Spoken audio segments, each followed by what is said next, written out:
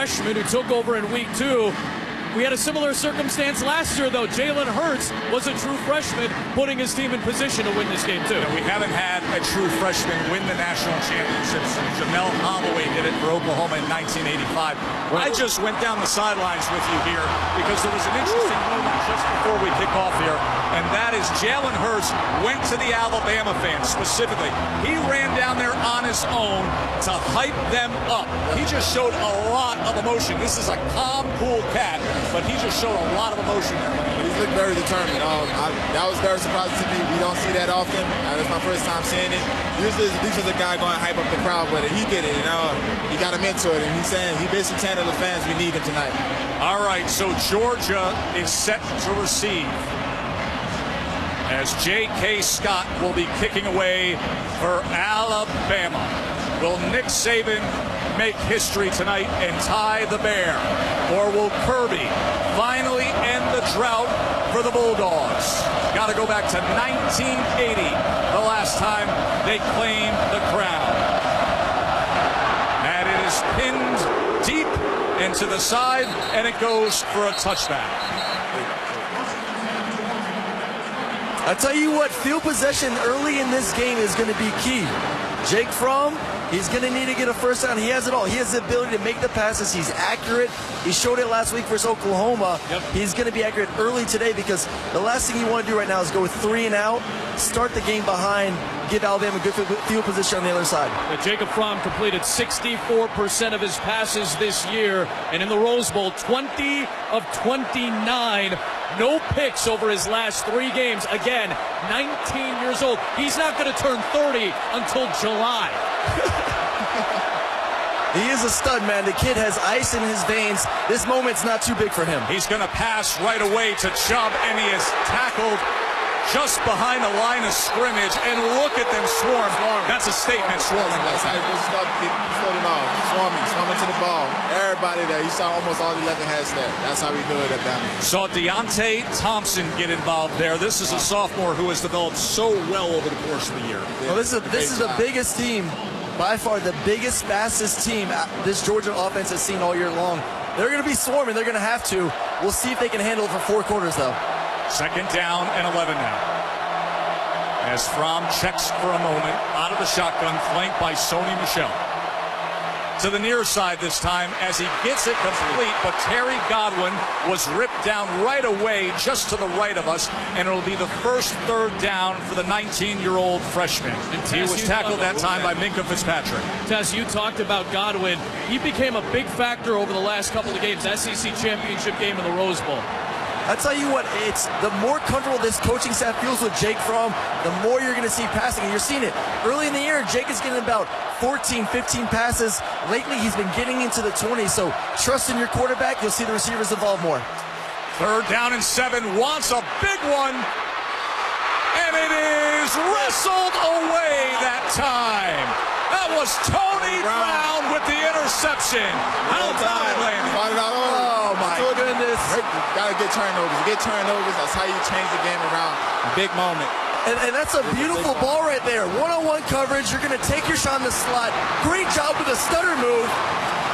You have the ball in your hands. You got to finish it. At that point, great job coming back.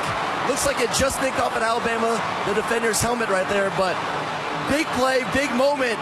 There's going to be a lot of these contested balls all night. We're going to see who wins, and Alabama took that first one right there. Aaron, Landon, you talked about it just a moment ago. Field position, huge. You guys just took it away. Yeah, that's how we do it, man.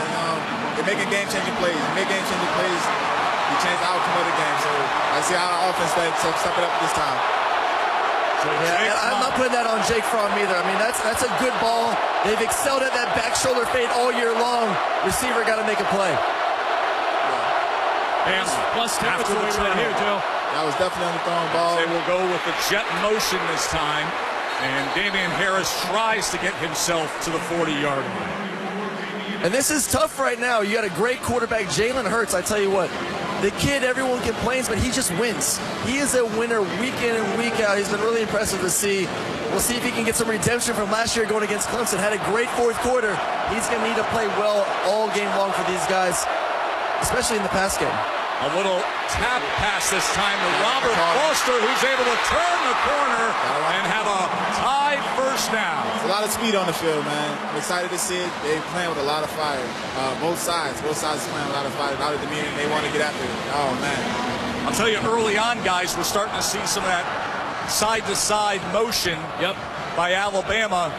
Get Georgia running sideline to sideline. They open up something on the inside eventually. If you see it, it's on both sides. Both offenses are doing that because both defenses have a great line of scrimmage, and they're trying to get that defensive line to kind of play soft. And now another completion from Jalen Hurts as Ridley gets his first of the day, Landon. And this is tough right now. Georgia needs to settle down a little bit. They have the players. They have the great defensive line. They got some great linebackers, great secondary. You saw it last week versus Oklahoma. I felt they came out a little bit too excited, a little too emotional. Right now, the same thing. They're missing a couple too many tackles. They're out of position. They just got to settle down and play their game. 2nd and 1, play caller's dream. Hurts as he stiff arms his way down towards the 31-yard line. You got to keep them on their toes, man. That was a great play call. You get the first down. This is the type of stuff we saw last year. Tess, you and I were on this sideline in Tampa watching Jalen Hurts see a bunch of holes open up in the middle of the field. This is something that he got very comfortable with, especially, as you said, on 2nd down in short situations all year. Hurts to pass. Now extends to the right. As he will simply throw it away. We had a great look of it. That's Irv Smith, the intended target. He's the sophomore out of New Orleans. Irv Smith became a bigger factor as the year went on. I'm interested to see Georgia. A lot of times this season you've seen them defensively, that mentality of bend, don't break. You know, give up a couple first downs, get these guys going, but bring it into the red zone. These guys step it up a little bit. Right now it's a huge win, especially coming off a turnover offensively. Hold these guys to just a field goal right now. 2nd down and 10. They go with Damian Harris. And Harris is cut down. It'll be 3rd and long. Dominic Sanders coming up from that safety position. We've seen some of Dominic Sanders in that safety spot. He's played a long time now. He's making his 53rd career start tonight. And he's going to be big because they got a big offensive line on the Alabama side. They're going to be able to get to the 2nd level, those linebackers. There's going to be some one-on-one opportunities with these safeties. They're going to have to make the tackle just like that pass one right there. Big 3rd down and 8 here. That's what you wanted to say. You want to see them come down here and make tackles like that too. And that was a great farm tackle. And then a great clock down to 4. There we go. 3rd and 8. You're taking off. Hurts gets free, cuts back, and will have the first down for Alabama. I tell you what, Landon, that kid can move right there. This is dangerous right here. That's dangerous. Everyone's dropping. They got a spot. They got 2 linebackers reading him. You got to make the tackle. You know he's going to go from his 1. Maybe he's going to look at 2, and then he's getting out of there. Yeah. He's running. He trusts his legs more than his arms. Those linebackers got to hug the line of scrimmage a little bit more, because if you give him 7 yards to run, he's going to burn you all day long. And now Landon right in front of us here for this first down from just inside the 20-yard line as they go with Josh Jacobs. And Jacobs is torn down by one of the very best, Roquan Smith, the Buckus Award winner for Georgia. Guys, can you tell me what you saw on that side? Because we're on the opposite side. They were just coming at you. How fast, how big is Roquan Smith? Oh, very big. He can make great instant speed, very downhill tackler, and tackler a good running back, strong running back at that. And to see that speed from a linebacker, you don't see that very often. Last time I saw a linebacker with that kind of speed was C.J. Mosley. 2nd down and 8 now as Josh Jacobs remains the back. Cam Sims in motion. Hurts to the end zone as he overthrows Calvin Ridley. I tell you what, red zone is Calvin Ridley time though. He looks for him more than anyone on this football team, and for good reasons. I mean, he's an unbelievable receiver. But if Georgia in the red zone can find a way to stop him, they got a little lucky in that one though. DB fell. He had the opportunity. You got to put him. You got to give him an opportunity to go up there and make a play. Georgia got really fortunate with that one. And now some of the good-looking freshman receivers come into the game. Jerry Jeudy is in there, as is Devontae Smith. 3rd down and 8 for Jalen Hurts and the Tide. Sprint right. Little bit of pressure. Lorenzo Carter forces him to throw out as he was trying to get it to Henry Ruggs. This is what you guys were just talking about and what Aaron was talking about. 80% in the red zone. That's the red zone scoring rate. but that's just points. That's field goals for Georgia's defense. The red zone touchdown rate is under 50%, so a huge shift, and that's a big win for Georgia's defense. What's a big win, especially coming off of just throwing an interception. You have the momentum, then you turn it over back to Alabama to get them to stop, especially in Alabama. It's kind of iffy kicking the football too, so this is a big pressure for this kicker right now. See if he can put it in. Papanastis. And Flag is down as Papanastis put it up, but we will wait to see what it is. It was 4th and 8, keep in mind. And it was motion, the false start on Alabama, so that will back him up. I'll tell you this will one be thing, a 40-yard attempt. That is a great defensive stop. They hold him into a field goal. That's what they needed, because that turnover was definitely big for Alabama. It changed the game around. This defense definitely stepped up for Georgia. I love the little juke right there on defense. Give him the flinch just a little bit. It's loud. You can't see those guys on the edges. They can't see the ball.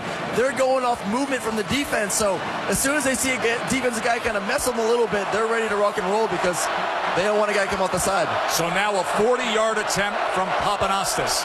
Can Bama strike first? Let's see. And he missed it just to the left. Didn't have the same height and elevation coming off his foot. So the turnover and then the drive. But they Free. Go ahead, Timmy. Expect Georgia to go back to that a lot, because that's probably the second best route that Fromm throws. He throws a back shoulder fade, probably his best throw, and then the slant. Just connected on the slant there. All right, Tim, we'll see you a little later in the night. We're going to get walking here. Thank you, Timmy Tebow. Landon, let's get going. Good stuff, guys. We're going to keep walking down this way, too, as Georgia has 1st and 10. Fromm dropped. Javon Wims, that's their top target. It feels like it's just one drop, but it feels like in a game like this, those are that much more important to convert. These guys just got to settle down a little bit. We alluded to in the pregame warm-up. That's why they run those certain routes that kind of calm the nerves. You see the stage that you're present in right now, but these guys just got to relax a little bit. Play ball as a receiver. Use your hands. Don't let it come in there. Great throw by Fromm there right there. His receiver has to make a play. Jacob Fromm, very good downfield passer this season, very low interception rate, just 5 picks on the season until that last drive.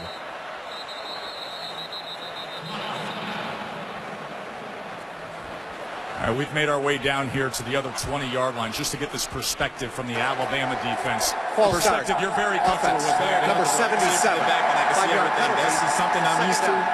You're giving me the perfect view right now. Isaiah Wynn, the left tackle, SEC first teamer. We've got actually a bunch of suites right behind us, too. Again, Mercedes-Benz Stadium just opened up, $1.6 billion facility. A little different than the Georgia Dome. A little different than Georgia Dome. Walking in, that thing is knocked down. I'm happy about it because last time I was there was not too pretty for us. So I'm happy with this new stadium. It's beautiful. Hopefully we'll get a win. Look at this pressure. That's the big boy, Tess. Deron Payne, who everybody knows about now after that Sugar Bowl performance. Deron Payne had the interception in the Sugar Bowl. Then they put him on the field on offense. But you see the difference between facing this defensive front and the Oklahoma defensive front. No, it's 2 different defensive fronts, man. These guys are big, they're strong, they're physical. And Georgia knew it heading into this game. This is not the Oklahoma defense. You watch that film, it looks like 7-on-7 going on. This is one of the best, if not the best defense in the country. They're healthy, they're hungry, they're angry. They're ready to roll. I appreciate that, Aaron. One of the best. Appreciate that.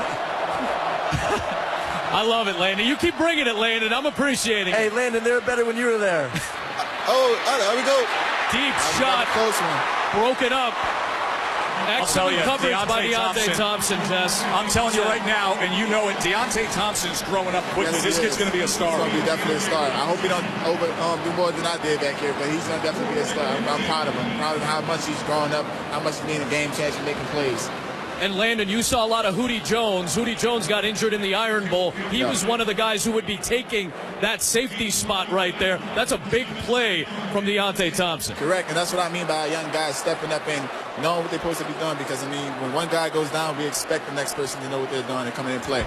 Trayvon Diggs is right in front of us. This is an umbrella punt as Diggs backs up with the fair catch right around the 20-yard line. So the Georgia offense cannot find their gear early on here. Bama back out there with Jalen Hurts when we come back to Homers. This is not your typical broadcast. If you're watching us tonight, this is the Homers. Adam Amin, Aaron Murray on the Georgia sideline, Joe Tessitore, Landon Collins on the Alabama sideline. Maria Taylor and Ian Fitzsimmons are roaming these sidelines for TV and radio, respectively. Maria came over and just gave us a report on what Jacob Fromm was telling his team. Yeah, he's telling them pretty much it's still early. We haven't even been able to get the run game going, which this offense is built on. Run the football, utilize the play action, get to third and short, so it's still early. These guys are still a little jitters going. It's 0-0. A lot of ball game left to play. And Tess, Alabama's sideline obviously got a lot of big plays from Jalen Hurts a second ago. Ian Fitzsimmons just told me Kirby Smart went up to his defenders and said, let's play with bad intentions next time we're out there. Well, they better play with big bodies right now because big Bo Scarborough has come into the game at running back. 240-pounder behind the 220-pound Jalen Hurts. Ridley goes in motion. And here is Bo. And you know how they like to just utilize him like a pile driver. Yep. That's it. They want to pound the ball as much as they can, get this defense worn down as much as they can. If they can do that, it'll be a long time. They're on the night for the Georgia Bulldogs. Jerry Jeudy just checked into the game. 3 yards from Bo Scarborough. Remember how great he was in last year's national title game. Then, of course, got injured. Now he splits out right in front of us as they go with an empty set here on 2nd and 7.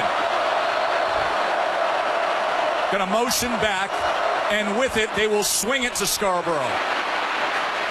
Good pursuit that time by Georgia, guys. Got to be physical, and that's what they're doing right now. They've been very physical. It's going to be a physical game. It's exciting. That's the best game to be a part of. It's going to be, oh, man. I wish I was out there. I promise you. I don't know about you, Aaron. I wish I was out there. I don't know. I don't want to go against you, though, again. I still got nightmares last time I played Alabama, so I got some demons I got to exercise. Maybe it'd be different. You know, we different dome, different atmosphere. It might be different that time. All right, here's your 3rd and 3. Tess, it is loud down here. We're going to motion him now to this side, but this time they're going to run Hurst, and he goes nowhere. Jonathan Ledbetter with a tremendous tackle for loss. Great job out of the Georgia Bulldogs. That was a great job. They played sound defense. They did their job, and did their technique, and played at home. I just don't know about all these counters, especially the quarterbacks and running back. When you're playing a fast defense, you can't just sit back there and allow them to get up the field. That's something they did right there, but great stop right now. Now let's see if we can get good field position on the other way around. We're going to head down in this direction here, Tess. We're going to head to where that punt's coming. Remember, J.K. Scott, the fewest punts actually returned in the country this year as he's on, the senior. Gets it away. It's not a clean punt at all, but Hardman backs away, and it takes a big Bama bounce. As it'll be downs, and he flips the field, does the All-American. Foaming and calling the game off that monitor of what we see right in front of us, where Georgia's setting up at the 21. You know what I see, Landon, when I look up at that big halo board? I see total yards, and I see the name Georgia, and I see 17. Georgia only has 17 total yards so far tonight. And yeah, but that's what they need to do right there. They need to run the ball, get in third and manageable. You see, I think too many deep balls right now. They're taking too many shots. Get to 3rd and short. Utilize your tight ends. Utilize that great slant route, which Tebow was saying. One of Fromm's best throws is the slant, but if you get behind the chains, you can't be throwing them. Tess, we got a little. Oh, I'm sorry, Landon. Go ahead. Oh, that's what Aaron is right. They got to stick to what their guns are. Their guns are their running backs. If they do what they do best with their running backs, I think it'd be a better game for them offensively. But they're not doing that. They're trying to throw the ball down deep, and that's what we want them to do. That's the option we want them to do. But they have to stick to their running game. You know, there's Terrell Lewis. Remember, we talked so much about the absence of Anthony Jennings and saying Terrell Lewis has to be a force. He was right there against Chubb. Where was he? Outside linebacker? Linebacker. He suffered a torn ligament in the opener against Florida State. He's done a really good job of coming back. We're going to swing over here, Tess. We got our man Gene Wojciechowski is in the building with us as well. Give me a quick sense. We were just talking about how tight it is, how loud it is. How are you feeling right now? Well, I did a game day feature on this guy, by the way. You know, they're kicking each other in the kneecaps right now and seeing who blinks first. I'm not surprised that Georgia's trying to throw the ball early. I think those things are open, and you hate to see, if you're Alabama, that illegal procedure, points are so precious to miss that field goal. I think that was big for Georgia just moments ago, converting the third down with Sony Michel. They've got to start gaining some confidence that they can move the ball. Let's go back to Gino. No, Gino was just telling us, he was giving us a wink as soon as Sony Michel picked up that first down. And it goes back to what Stinch was telling us, right, Tess? He was saying maybe they come out and avoid tendency early and come out and throw the ball. They did that. Now they were trying to get back into the running game with Sony Michel picking up good yardage. Yeah, but last week they got away from tendency versus Oklahoma, and you saw what a rough first half the Georgia Bulldogs had. Second half, they came in there, Chaney said, hey, listen, we're going back to who we are. We run the football, we're going to pound it. You saw it second half versus Oklahoma, they just ran right down their throats. So sometimes you want to get a little coochie, but hey, listen, they got a three-headed monster. Give those guys the rock, let them do the work for you. 2nd and 4 from the 39 for Fromm. And he's got Nick Chubb in the backfield with him. Right back to him. Now these are those spots. These are those spots where the legacy of guys like you come into play. These critical third downs. You just converted one, but you got to string them together against a team like Bama. Right. Right. You have to establish a run there. Which what they're doing now, they're running the ball a little bit more efficiently. But at the same time, that's a great defensive line that's in front of them. They got to just keep them on their toes. Another big third down. This one from 3 yards out at the 40. And it's Michel this time. Next to Fromm.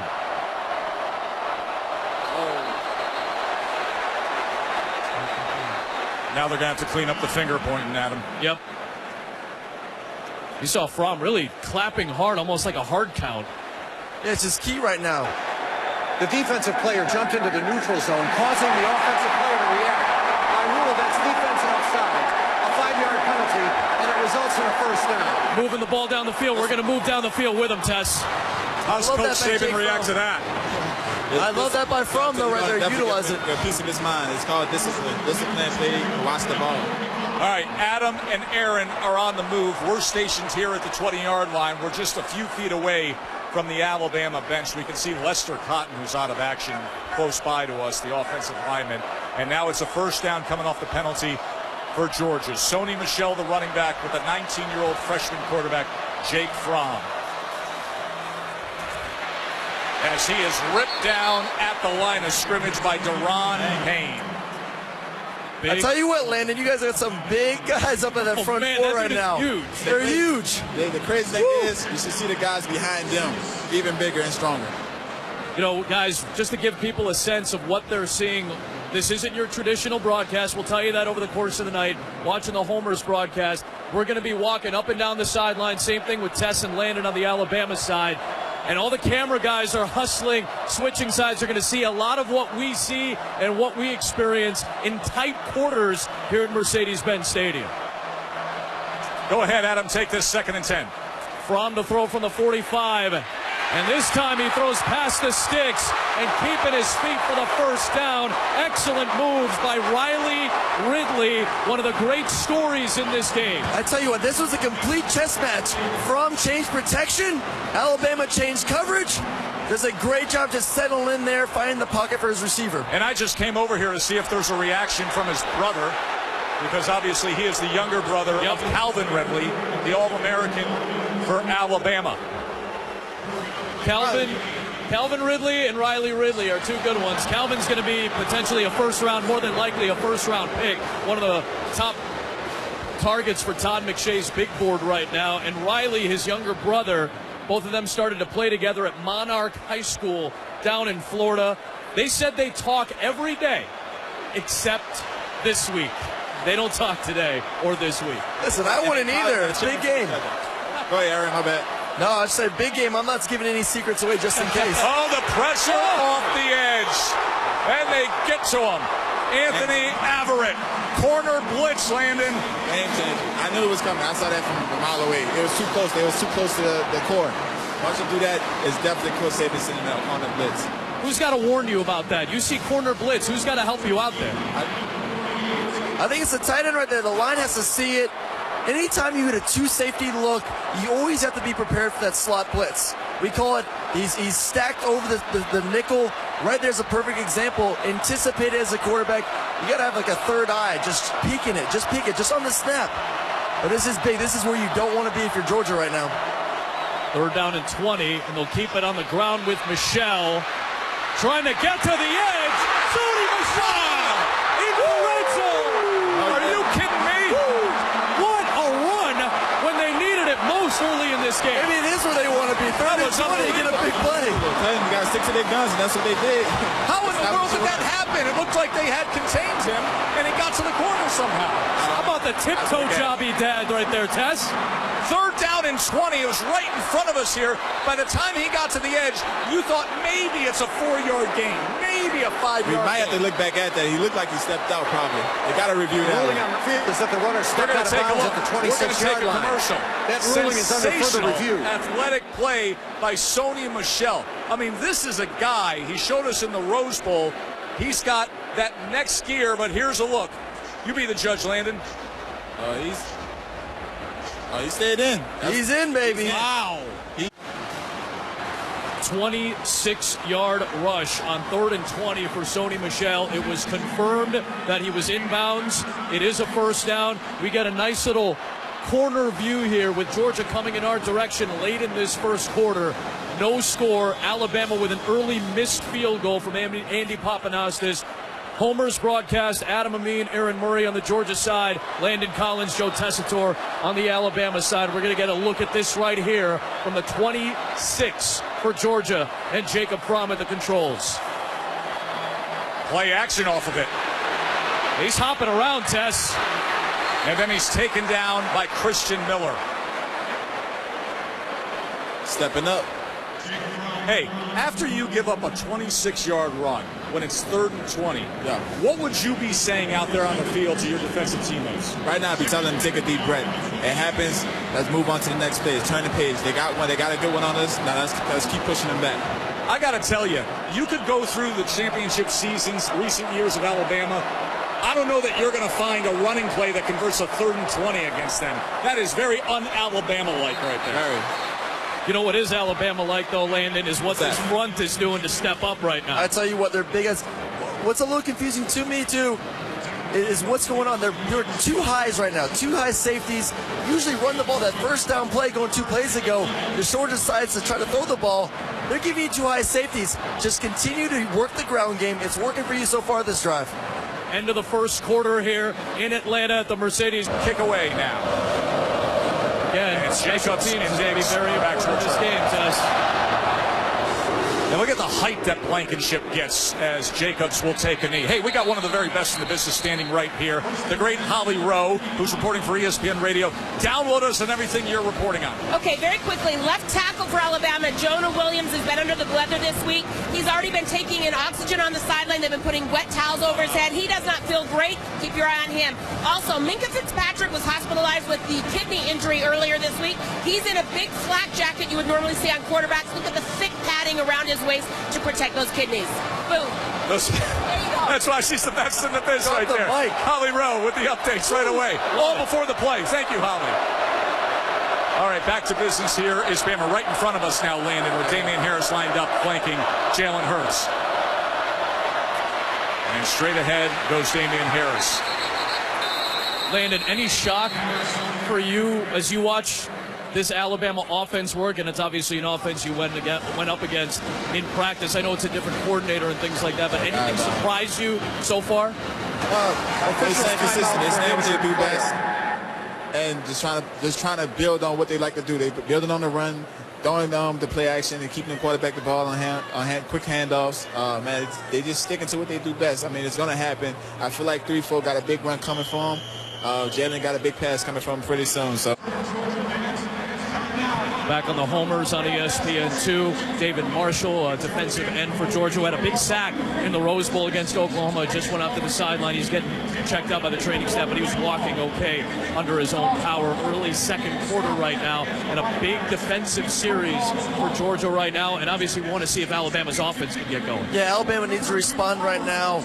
And for Georgia, just continue to stop the run and find a way when you get down to third and management, when it's 3rd and 6, 3rd and 7. I would love to see those linebackers kind of hug the line of scrimmage a little bit more. Make sure Jalen doesn't beat you with his legs.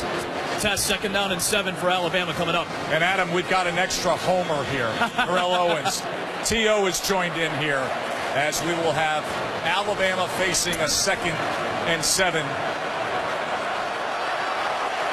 And you see Harris in the slot to the near with Foster lined up outside, and now Harris comes in motion, and Hurts is going to run straight ahead, able to contain and wrap him up. What surprises you early on, T.O.? Just the defense. You know what I mean? They're playing defensively sound on both sides of the ball. Early on, we got a turnover early on. Jalen missed the easy touchdown, so right now that's probably just that's the excitement. But once he gets back in the rhythm, I think he'll be fine. We get this 3rd and 6 here for Jalen Hurts and the Tide, trailing by a field goal here in the 2nd quarter. Pocket closes to the near side. That should be incomplete, Tess. I'm pretty sure I saw we lost it here in the corner here because of the crowd that's gathered right next to the Bama bench. Jamie, if you turn here, you can see it was incomplete, but our view was denied there. Hey, T.O., not moving the ball there, not responding after Georgia got on the board. Hey, like I said earlier, it's going to be a defensive game. I think once everything settles down, these guys are starting to feel comfortable with themselves. You see Georgia now starting to tee off a little bit. All right, my man, we'll check in with you a little later. Right. Always good to visit. J.K. Scott, the big leg, 6'6" senior to punch away. And this one he absolutely crushes. Turns it over. Hardman all the way back to the 15, but a decent return on it before he's met by the coverage, and a flag comes down near the 34-yard line. Pushing the back right there. You can't do it. You got a decent return going on right there. Just don't block the guy in the back. Because Saul was going on right there. Going to peek out here for a moment here, Landon. As they're going to clean up that flag. You know, that's one of the things with J.K. Scott. I mean, he gets a hold of one and turns it over. Yeah. You're going to get a return just based on him completely out-kicking everybody. Now, I wouldn't say out-kicking the coverage, because when I was playing for Alabama, he never out-kicked me. I promise you that. Illegal block in the back. Number 47 on the receiving team. 10-yard penalty. 1st down. So that'll move them back. Nobody's messing with Landon. Media timeout. And Sony Michel will be out there with a fresh possession when we return here to the College Football Playoff National Championship. Hope you're enjoying the megacast. The homers, Landon and Aaron. More to come between Georgia and Bama. Right now it's the Dogs. Back on the homers on ESPN2 during our College Football Playoff megacast. Aaron Murray, Landon Collins are our homers. I got another homer here right now. Bubba Watson, representing the Georgia Bulldogs, former athlete at the University of Georgia. You've seen a quarter plus already. Give me a sense of where your head's at right now. That's where I think everybody thought it was going to be. Really low scoring, and the key for us is just trying to get a touchdown. You know, 3 points is great, but, you know, we just got to keep trying to get one play and hopefully get a touchdown somewhere. Hey, this guy gets some work done, huh? Sony Michel, somebody that you're a big fan of. Yeah, you know, again, it's just one of those things. We just gotta hope that we just make the play. Right there, we made a decent play, you know, so a couple yards. Let's see, about 10 yards, 12 yards, something like that, so it's nice. I gotta ask you one question, though. We've got you on our Georgia sideline. Where's Justin Thomas, man? You got to talk to him. Tell me he's got to be over there. You know what's funny is I was talking with him. I was texting with him all day. I just seen him a couple pictures from here. But, you know, being defending champ of both tournaments in Hawaii, you know, it's one of those things you got to play in those tournaments. And obviously he wishes he was here, and I wish I was there being defending champ. Bubba, as always, we appreciate the time, my friend. Thank you. Keep cheering on your dogs. Taz, you got another homer on your side, right? Drake Kirkpatrick's here. Tide legend, Cincinnati Bengals. By the way, love the sweater. Love the Sicilian sweater, but you're topping that here. Adam, take care of business here on this second and 5, and then we're going to have the big reveal of what he's wearing for kicks tonight. Give us a 2nd and 5. We're going to give it to you right now on 2nd down, and Jacob Fromm using those feet to try to make something happen right at the sticks. He's seen it a couple times this year. I loved it last week versus Oklahoma. Got away from a potential sack, made a big play in that game, dumping it to Sony right there. Little bit of tempo here. All right. You want to be blown away, homers over on that side. You want to see how the Tide NFL pros roll. Dre, what are you wearing down there? Christian Louboutins, you know. Try to keep it plain and simple. You got to keep it simple. You got to keep it simple. I'm light today. It's light, you know. I'm just keeping it light right now. I mean, those are sick. I mean, those are national championship gold and studded sickness to try to win a title here. Plus, you're all jeweled up around the neck here with the Dre and the 27. You're ready to celebrate. Oh, man. You know, I did this with Coach Saban today, man. I got my celebration shoes on, you know, and just being out here around some of the guys that I played ball with, it's just all family and love, man. That's what it's about. One more look at the celebration shoes. Here we go. There they are, the celebration shoes. Will they be dancing tonight here in Atlanta? Good visiting with you, my man. All right, Drake Kirkpatrick from the Cincinnati Bengals right here, former Alabama star. That is awesome. Defensive backs ever played in Tuscaloosa. I think Aaron and I did not step up our game in comparison, no, too, I feel like. Very basic over here. We went simple. We kept it, try to keep it clean, but Dre's rocking it, man. I think halftime we'll go in the locker room. We'll switch it up a little bit. We'll go Gary Patterson style, go into the locker room, change it up, come back out, get a little momentum going. Landon, give me a legitimate price tag you think those kicks went for. What do you think they went for? At least 4,000. I think you're in the ballpark. But I think the ballpark's got like another 1,000 or 1,500 in it too. Look, I think 4,000. 4,000 is equivalent to that. I saw some way more extravagant than that cost over 8. Here's 3rd and 8. Oh, got a man. He's got a man in Ridley. Out inside the 30-yard line. We're on the move. If you'd asked me before the game which Ridley would be a major factor in the first half, that's not the one I'm picking. Not me either.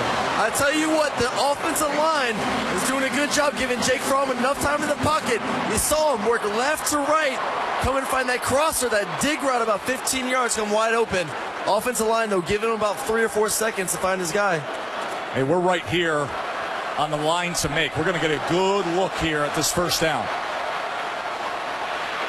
Swinging it this side to Hardman as he scoots out right in front of us here.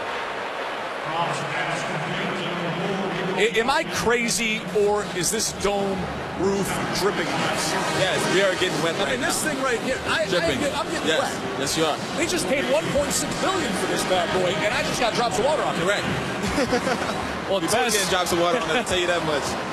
Tess, you guys just had a big-time guest in Drake Kirkpatrick. I'm going to bring in a decent guest right now, too. On the Georgia Homer side. How about my man right here, Jason Aldean? How you doing, brother? I'm good, man. How are you? Everything's great. We appreciate you taking some time for us. Give me a sense what the buzz is like for you as a Georgia fan watching this game.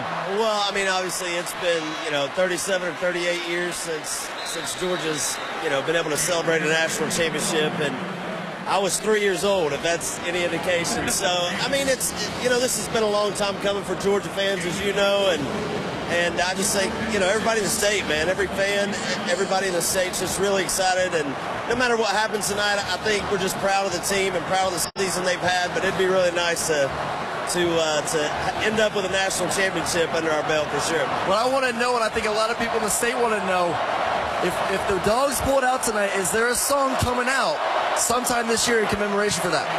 Hey, I don't know. Back shoulder. I may start celebrating on the bus tonight and write one. You see this right here? That's what I'm talking about. That's what I'm talking about. Hey, let me just say something real fast here before we let Jason go. Everything that you witnessed in this over the course of the season out in Las Vegas, the strength that you guys showed, and you gave a lot of inspiration to a lot of people. I know they appreciate it. We appreciate you taking some time with us tonight. Thanks, man. We appreciate Jason Aldean taking some time with us here tonight. How about this drive by Georgia and Jake Fromm coming up big? That was Javon Wims with a tremendous effort to the 10-yard line.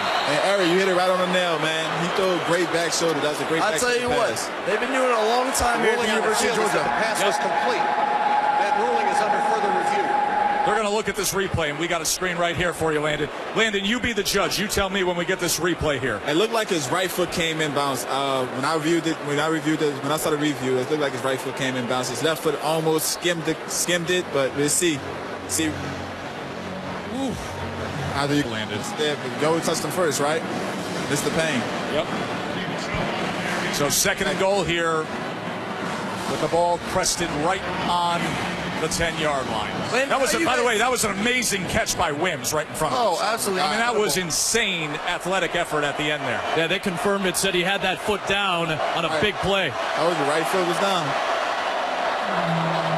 Sony Michel in the backfield with Jacob Fromm on 2nd down and goal.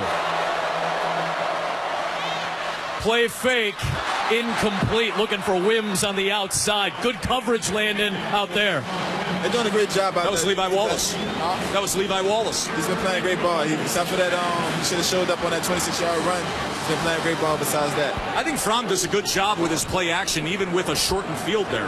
Yeah, he does. He keeps it rising and makes the defense read. You guys got to agree over there. This would be a very, very big stop for Alabama, because something about right now being down here 10-0 would feel really, really different than what we're used to with this team.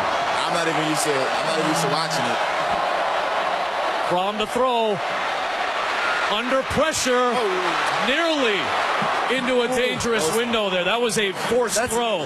That's a tough one right there. As a quarterback, you want to make a play on 3rd down, but you have to also realize what we talked about earlier. You're in field goal range right here. The ability to go up 6-0 right now is more important than maybe throwing a pick for 96 yards. So a little scary right there from the Georgia sideline. Blankenship should be absolutely golden here. Guys, the one thing I want you to look for, the difference with him. Watch the elevation immediately. Watch the trajectory of the ball. He gets it up quickly and elevates the ball the way a pro kicker does. Tess, we got a great look for it from the opposite end zone. Yep, you nailed it, Tess.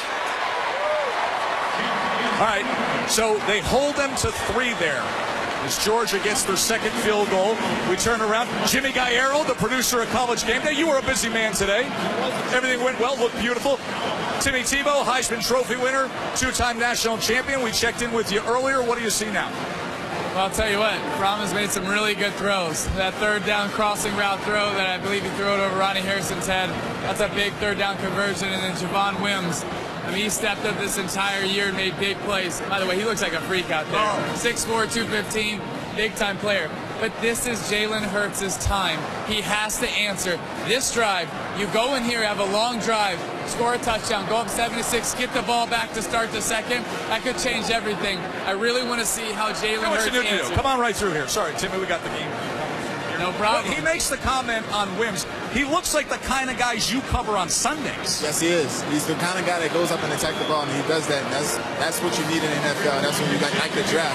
I would love to have him on my team. So the hold early here. Let's bring in Nebraska head coach Scott Frost to join in the conversation. Scott, come in here. What do you see early on? What has revealed itself to you? Just 2 really good defenses. Both teams are having trouble moving the ball. Alabama's got to do better on 3rd down. They're not getting the yardage on 3rd down. It's made a difference. I think this is the drive where they can remedy that right here. And they came up with a big stop there. We talked about the kicking game. Blankenship is great. He's so reliable. Yeah, Alabama missed a big field goal. As well as Georgia's played and kind of dominated the 2nd quarter, it's just going to take 1 play and a touchdown, and Alabama's right back in it. All right, the guy who won here in this stadium with a big win to be undefeated, now the new head coach at Nebraska. We'll let you enjoy the rest of the game. Scotty, give us one thing to look for on this drive, Timmy. I'll tell you what, I think they're going to spread it out a little bit more. I think they're going to try to find a way to get Calvin Ridley involved and Jalen Hurts' legs. And it starts right here. And there he goes. And look at Jalen Hurts. A chunk play as he cuts it to the outside, and he's already past midfield. Guess I should talk about football. All right, hey, we're going to walk. Adam, do some play-by-play because we got to get down there with the Tide. I mean, that was incredible. Jalen Hurts, this is what that's what he can do. And what Tim was saying, it's only 6-0. It takes a couple plays, one touchdown, and it's 7-6. Alabama has the lead.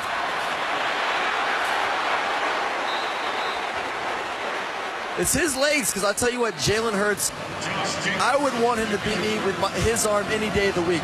Make him throw the ball, but is he able to do that on first down, second down, or third down?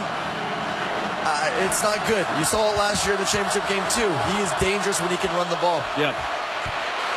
Hurts hit hard. That's the big play from Davin Bellamy. Humble yourself, he said. Baby. Hey, no humility necessary for this guy. This is Todd Gurley right here. I'm trying to, man. It's so fun right now. I can't control Todd right now. He's out of control. I am, man. It's so fun. We up 6-0. Great atmosphere. National championship. Let's go, baby. Let's go.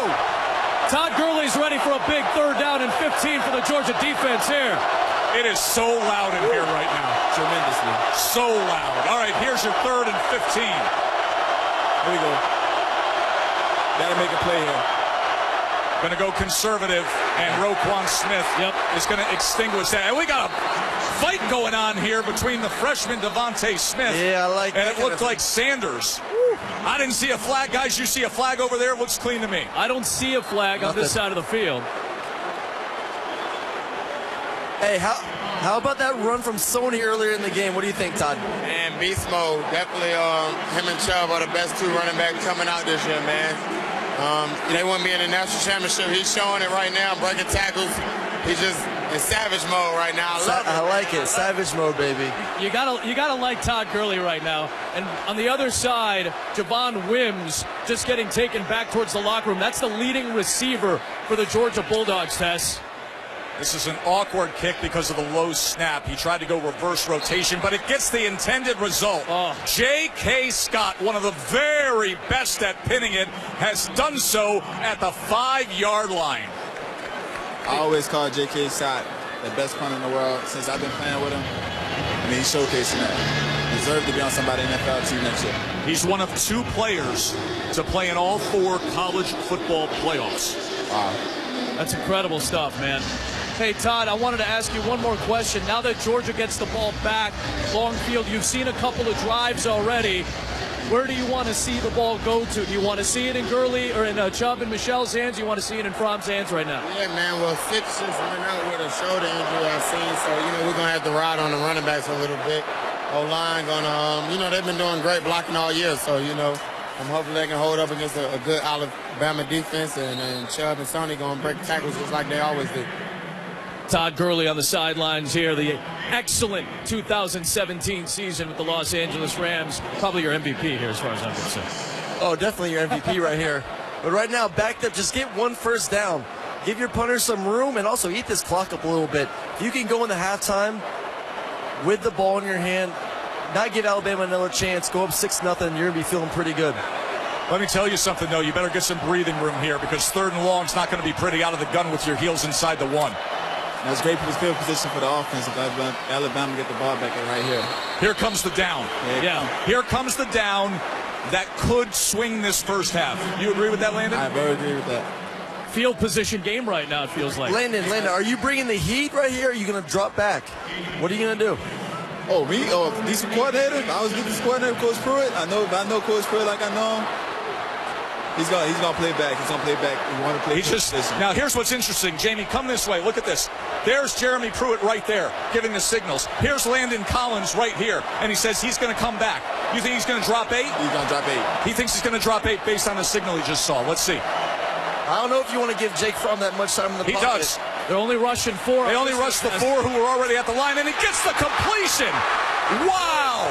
Coming up big again and again is Riley Ridley.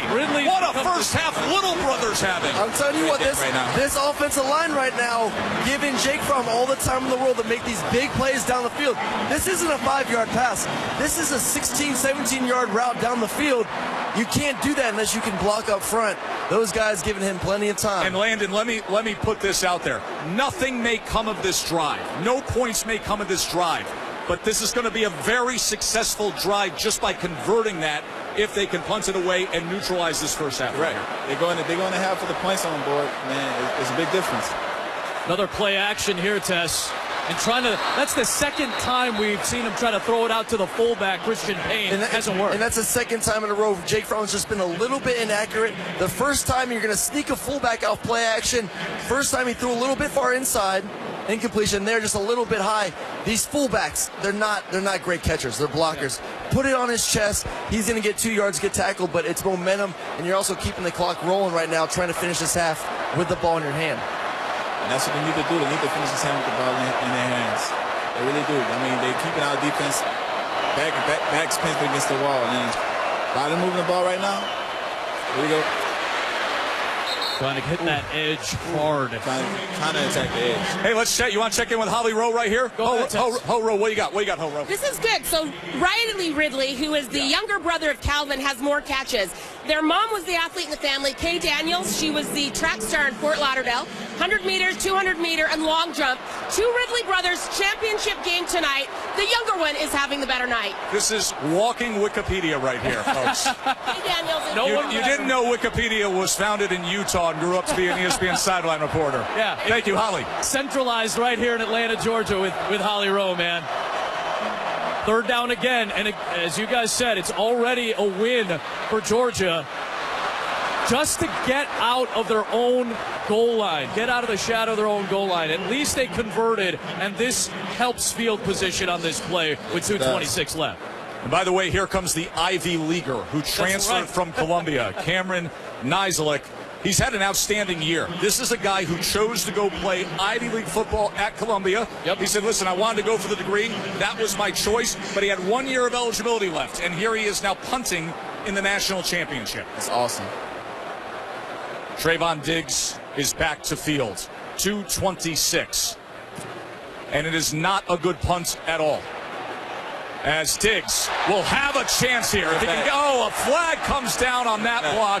So this will be coming back, Landon. Flags on that one. And good job by Roquan Smith just to chase him down and prevent any other damage from being done in the return. But yeah, we'll check that flag here, Tess. I'll tell you what, you don't see many middle linebackers making tackles like that. He has some speed, size. It's the reason why he's going to be a top 10, top 15 pick in the draft. He demonstrated right there.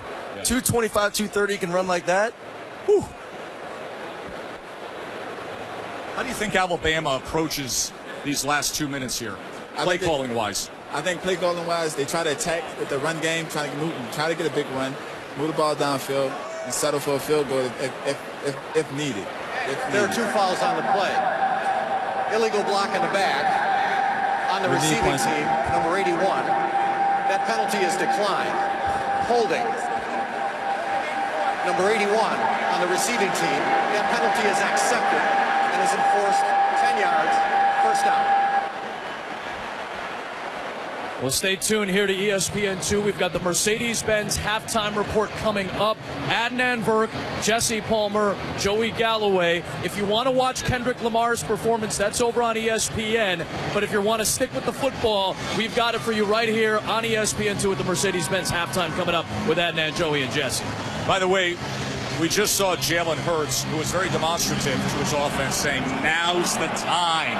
We got to go. Let's see if they can. 2:14 left in the half, and Georgia leads 2 field goals to Zippo for the tie.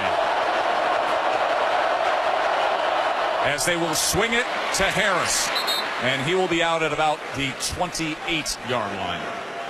All 3 timeouts to work with. Both sides here, too. In case Georgia can get a stop, they can use defensive timeouts. Same thing with Alabama if they're moving the ball down the field. I think Alabama right now, correct me over there on that side, maybe get Jalen Hurts out of the pocket a little bit. Haven't seen him too much besides the first drive. Let him give him that run-pass option where if it's there, take it. If not, use your legs, get some yards. Here's 2nd and 6.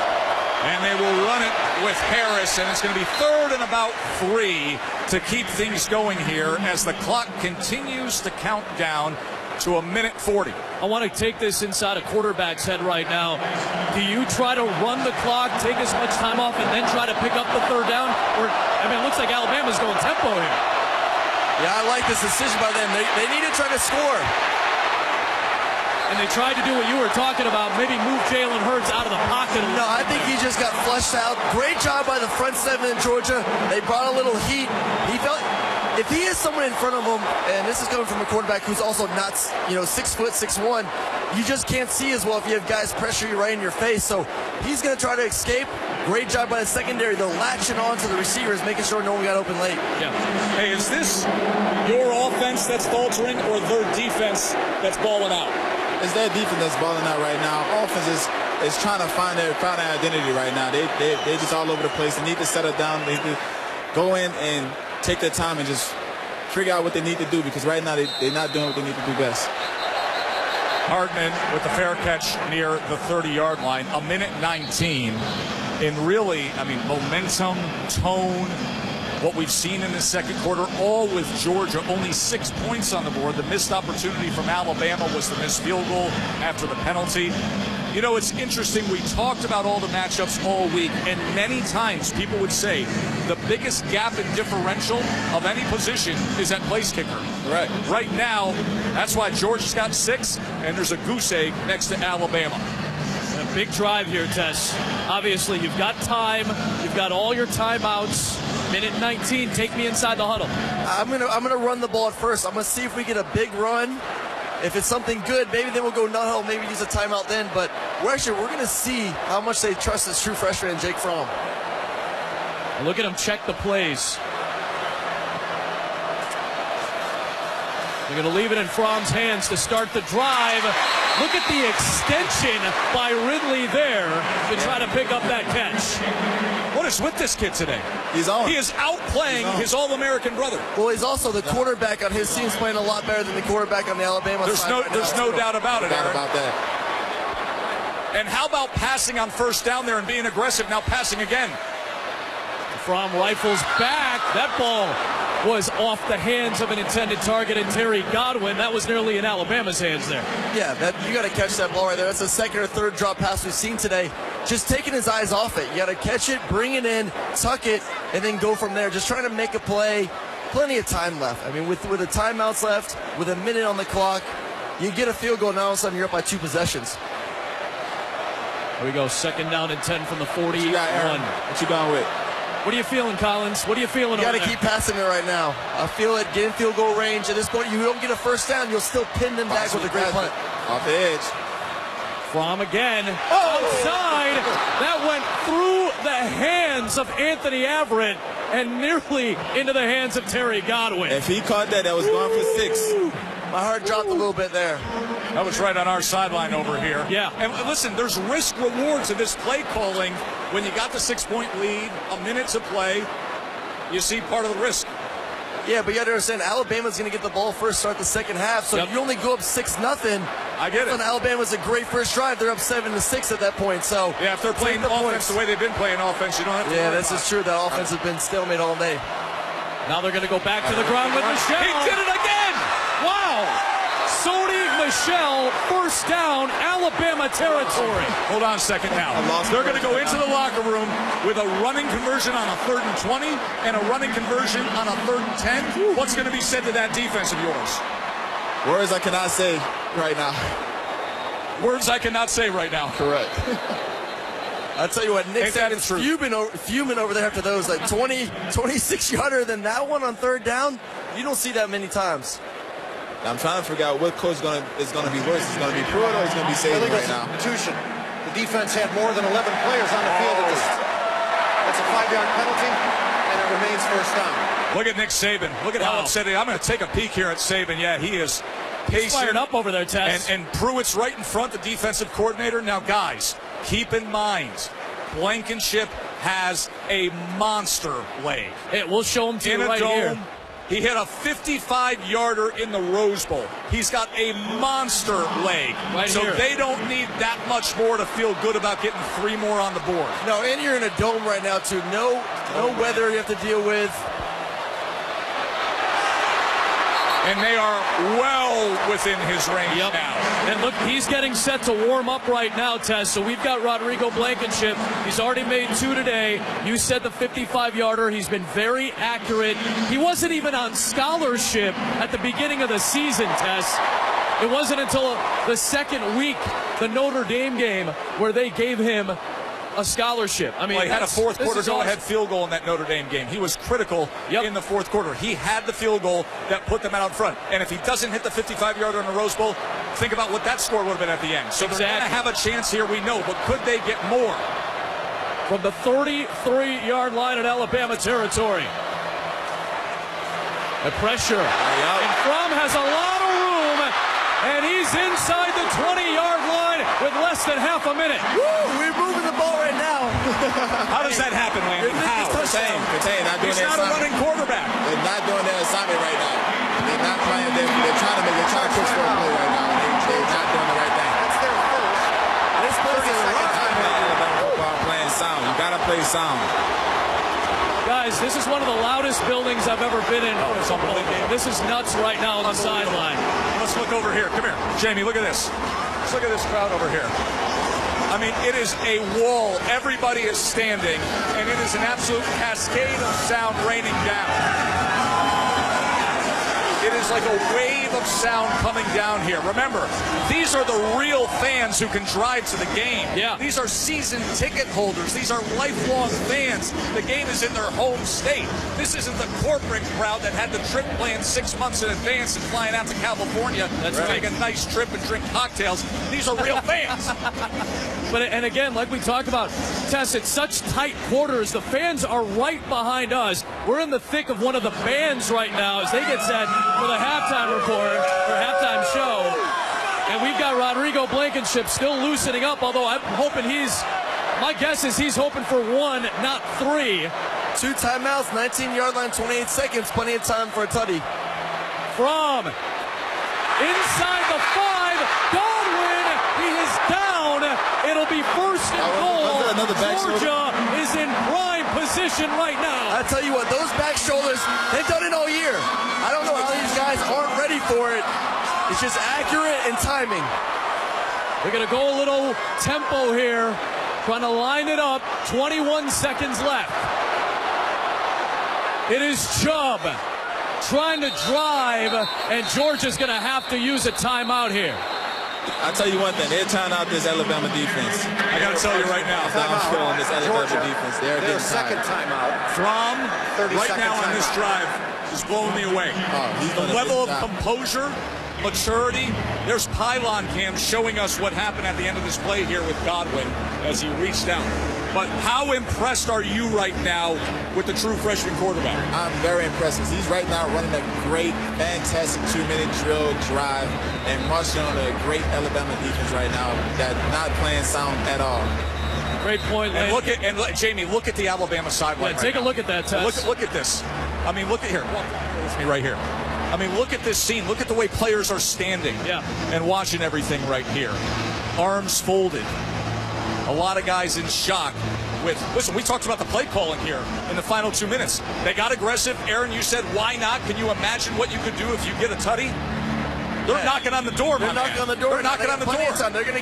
They're gonna get all their downs right now, and if not, you're still going in 9-0 going into halftime. So, but going back to your first point, Jake Fromm, we said it at the beginning of this game, ice in his veins. He did it last week in Oklahoma when they were down. 2-minute drive. That's impressive stuff from a young kid right now. Here we go, second and goal, only 1 timeout left for Georgia. So Fromm's going to throw, incomplete, looking for Javon Wims. Hey, he had him. Top target. I like it, back shoulder, give it to the big guy. I think if he throws it just a hair behind him. Personal foul. Roughing the passer. Wow. Defense, number 14. Half the distance to the goal. Automatic first down. Deontay Thompson on that personal foul penalty.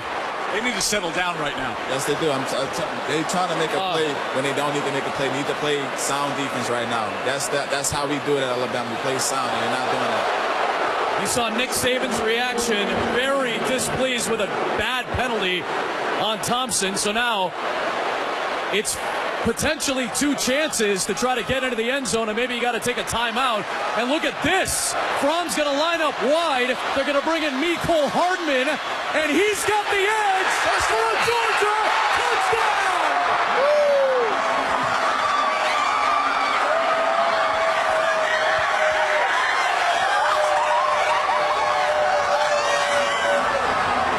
Look at this place.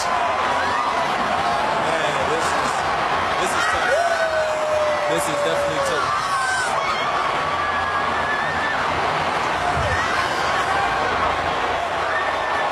I bet you wish you could be partying with that man right now. Yeah, it seems like I wish I was on the field right now so I could talk to these guys. What would you say to that defense if you were out on that field right now? Right now, he's saying to them, you need to calm down and do your job. They're pushing too hard. They're pushing too hard. Calm down, do your job, and play the next play. Here's the replay, Landon. Tell us what you see. They switch him out. Once you see the running back snap. Once you see the running back goes into the backfield, you should think run all day. He's not throwing the ball. So what the linebackers are doing, or whoever has that puller, nobody's watching that puller. That puller takes you to the running play. And Landon, that is something you do have to prepare for, because that's not the first time this season Mecole Hardman has run the ball. He had a rushing touchdown against Missouri. They have that in the playbook. If you're Jim Chaney, he's opening things up. It feels like he's opening things up. And complete trust in Fromm right now. Jake Fromm, and we said it day in and day out, week in, week out, has grown up in front of our eyes this entire season. I don't think any 19-year-old can take a team down in a 2-minute drive in that situation and score a touchdown. I don't see it happening. That kid is special.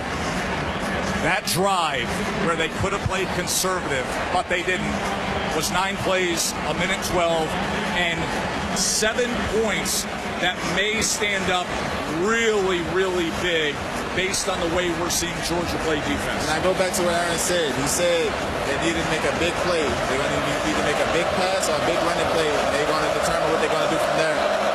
Now they want to put 7 on the board. You can officially end all the talk of Jake Fromm as a freshman and the lack of experience in being 19 years old. That drive was beyond his years. He is completely unaffected on this stage. There's no doubt about it. Well, as he was, by the way, in the critical moments, both at the end of the first half of the Rose Bowl, yes, and then the final drive of regulation.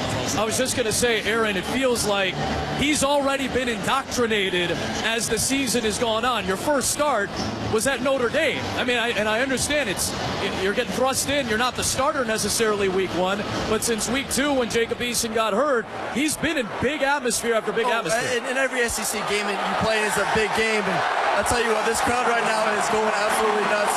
This is awesome. This is fun. The tide is going down. The dogs are on top, baby. We're going to finish this thing. Let's walk. Let's walk. You know what? Fans in our let's walk this way. That is the second largest halftime deficit during the Nick Saban era. 13-zip. We're going to send it to Adnan, Jesse, and Joey. More with Homer's halftime.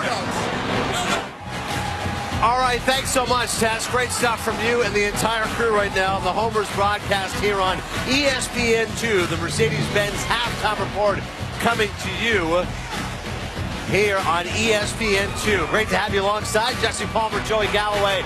I'm Adnan Burke. Well, we knew defense would be the story of the day, but who knew it would be this kind of fashion? Georgia did not run the ball until the 3rd drive of the game. 7 straight passing plays. Clearly looking to make Jake Fromm make some noise, Jesse. Jake Fromm is making plays, guys, and a big question coming into this one. Could the true freshman handle this Alabama defense? Could they handle this environment and handle the pressure? The answer is yes. Got off to a bit of a rough start, throwing an interception on the very first possession, but this coaching staff has done a great job managing him so far in this game. Going back to that pick, it's a good decision by Fromm on 3rd down, going to Javon Wims in the slot. Ball a little bit underthrown, but it's one Williams should come up with. It's a great play by Tony Brown. Now, the coaching staff doesn't shy away. Very next play, they give him a simple run pass option. They're going to hand it off and let the linebackers come up. If they do, it's an easy throw to the slot receiver on the slant. That's an easy one for Jake Fromm to get back into the rhythm in his game. Later on, Jake Fromm showing us he's seeing the defense. Watch him get through his progression. Tight end over the ball, not there. Right away, work to the outside receiver on a curl throw. It's on time. Right now, Jake Fromm is in control of this game, and he's seeing the defense. He's seeing the field. He's playing on time. He's getting through his progressions. He's reading blitzes. He's by far the most impressive quarterback, and that was a major question mark coming in to decide who would have the advantage. Right now, it's Georgia and Jake Fromm. And when they started off 0 for 7, it's 7 straight passes, 17 yards, 1 interception. This is a young quarterback. Give him a lot of credit for the rebound, to come back and to play the way he did.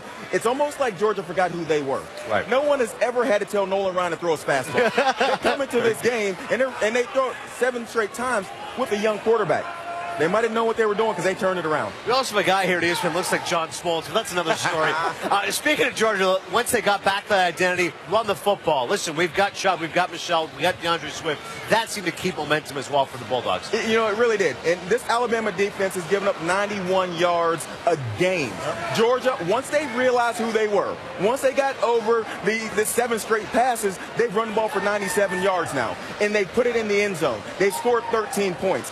And so we've seen this Alabama defense before. The last time we've seen them against a physical football team was Auburn. They didn't do so well. So when Georgia came out and decided, we're going to be physical, we're going to run it at you, that's when they got things going. And I really love the play calling by Georgia offensive coordinator Jim Chaney. Throwing the ball 7 times out of the gate when everyone's expecting the running game to have a loose, but also get your true freshman quarterback settled down and in the rhythm of this game. I think also attacking Alabama in the run game between the tackles first. We came into this game talking about Georgia being the best outside running team in the country, averaging 143 yards per game outside the tackle box. They found different ways to attack them inside with zone plays, delayed draws, quarterback runs, wildcat plays, and then finally, what about the wrinkle at the end of the first half? Have we yet seen Mecole Hardman come in a game at wildcat down inside the 5-yard line? And I think catching Nick Saban and Jeremy Pruitt off guard a little bit. Jim Chaney right now calling an outstanding game for Georgia. Yeah, Todd McShay had told us watch out for Hardman, in fact, last night. I give you guys credit. Both of you had said Alabama's offense is pretty pedestrian. I mean, look, they look to run the football. They got Calvin Ridley, that's it. And then it doesn't help when the offense isn't going because of the miscues they had in the first half. Well, for a team that's playing their 3rd straight national championship game, they're the one that does not look poised right now. And there's a ton of miscues, and it's in all 3 phases of the game, on offense, on defense, and in special teams. And we saw that right out of the gate. After getting an interception, you got an opportunity to throw a touchdown here on a double move to Calvin Ridley with the cornerback falling down, and it's incomplete. They kick a field goal. They have a false start penalty. And all of a sudden, the kicker, Papanastos, hooks a 40-yarder. What about 3rd and 20, and the defensive end outside loses gap integrity, swimming inside. That gives Sony Michel the outside lane to run. The first 3rd and 20 Nick Saban has given up since 2011. And then the penalties. We saw that late there in the first half. Unsportsmanlike conduct, late hit on Jake Fromm right before the touchdown. Alabama has to settle down and act like they've been there before. They have. This game not out of reach at 13-0. You can't keep having the penalties they're having right now. And they're going to have to find a way to flip the field. We saw them against Clemson. They kept Clemson pinned down. They kept getting the ball on the 50 to 40-yard line with a chance to go in a short field to work with. They're not able to do that against Georgia because Jake Fromm is making plays with his feet also, and he's understood, look, I don't always have to pass the ball when there's a pass play called. I can simply run for a first down. They've been able to move the chains against this Alabama defense. Can they rebound? Can the Alabama defense find their identity now? Early on, there was a lot of pressure. Payne was in the backfield. Hand was in the backfield. Jake Fromm took the hits, but he made throws, he made plays, he stayed calm, and they ran the ball. If Georgia keeps it up, I don't know what Alabama's going to do. Bama's stagnant right now, unlike this crowd behind it. The College Football Playoff Championship game presented by AT&T. You're watching the Homers, and these are our Homers. One of the all-time great defensive backs in Alabama history, Landon Collins. One of the all-time great quarterbacks in Georgia history in Aaron Murray. Adam Amin with Aaron Murray on the Georgia sideline. Joe Tessitore with Landon Collins on the Alabama sideline. 13-0 Georgia. Alabama ball to start the half. A thought from you on what you saw in the first half. more discipline from the Georgia football team. And you saw it this year when both teams played Auburn. The less disciplined team lost those games. Alabama was undisciplined versus Auburn. They lost. Tonight, again, you're seeing the penalties, but you're not seeing from the Georgia football team. They're playing discipline. They're running the football. And I tell you what, we can't say enough. Jake Fromm tonight, he continues to grow up, but these passes he made, especially on that 2-minute drive, were really impressive. Hey, what did Lester Cotton just say to you? Lester Cotton, who's a starting offensive lineman, but he's injured and out here. What did he just say to you, Landon? He said second half he's going to turn it up. They turning it around the second half. That's what he just said to me. They better. I know, they better too. You know what I heard a lot of people talking about at halftime? What's that? Will Jalen Hurts get pulled if they're not successful early on here? And will they play the true freshman star quarterback from Hawaii, Tua Tagovailoa, who by all accounts, anybody who goes to practice, they know that kid can spin it downfield? That's a good question. That is a good question. And he's very athletic too. He got the feet work to make moves with his feet. So that is a good question. With what you know of Nick Saban, do you believe he would make that move if they don't have success early here in the second half? If they have success early in the second half, I think he makes that move because he's trying to put points on the boards and trying to give his team confidence. They need confidence right now. Here come the final players. Hootie Jones, who's been injured for the better part of the past month. And Tess, I wanted to bring something up that I heard at halftime because you just happened to mention Lester Cotton right now. Yeah. Remember, J.C. Hassenauer took over at right guard, and something Trevor Maddich told us before the game, he's dropped about 30 pounds from earlier in his career. They're having a lot of trouble running the football on the right side of that offensive line where Lester Cotton is out. So that might be something we want to keep our eyes on here in the second half. So Bama will get the ball to start things off here in the second half.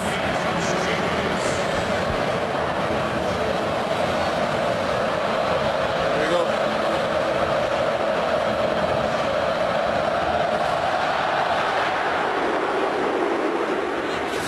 Josh Jacobs is going to take it out from 6 yards deep. And he makes it out to the 22-yard line. Tell you what, Alabama, they need some points right now. Just anything. 3 points, 7 points preferably, but they got to get some kind of momentum going right now. Yes.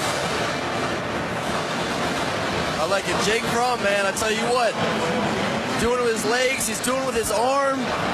That back shoulder fade. Hopefully these DBs for Alabama start playing a little bit more. And look at this. What did we just say? Tua Tagovailoa is coming out to play quarterback. How about the true freshman from Hawaii? Nick Saban pulls Jalen Hurts at the half. Called it, Jay. And he's going to run on his first play. And he's out to the 26-yard line. Hey, Tess, this is fascinating to me. And Aaron, take me inside. Take me inside right now. If you're Tua Tagovailoa, you played in 8 games this year, but this is different. If he doesn't play well, do you then go back to Jalen Hurts at the end of the day? You're putting all your chips in one pile right now. True freshman on the biggest stage out there. So I don't know if I would agree with it this early on in the second half. 2nd and 6 for Tagovailoa. As it is to the near side to Hale Henches. And folks, if this is the first, obviously on this big national stage, that is how you pronounce his name. Like what's in your mouth? Tongue.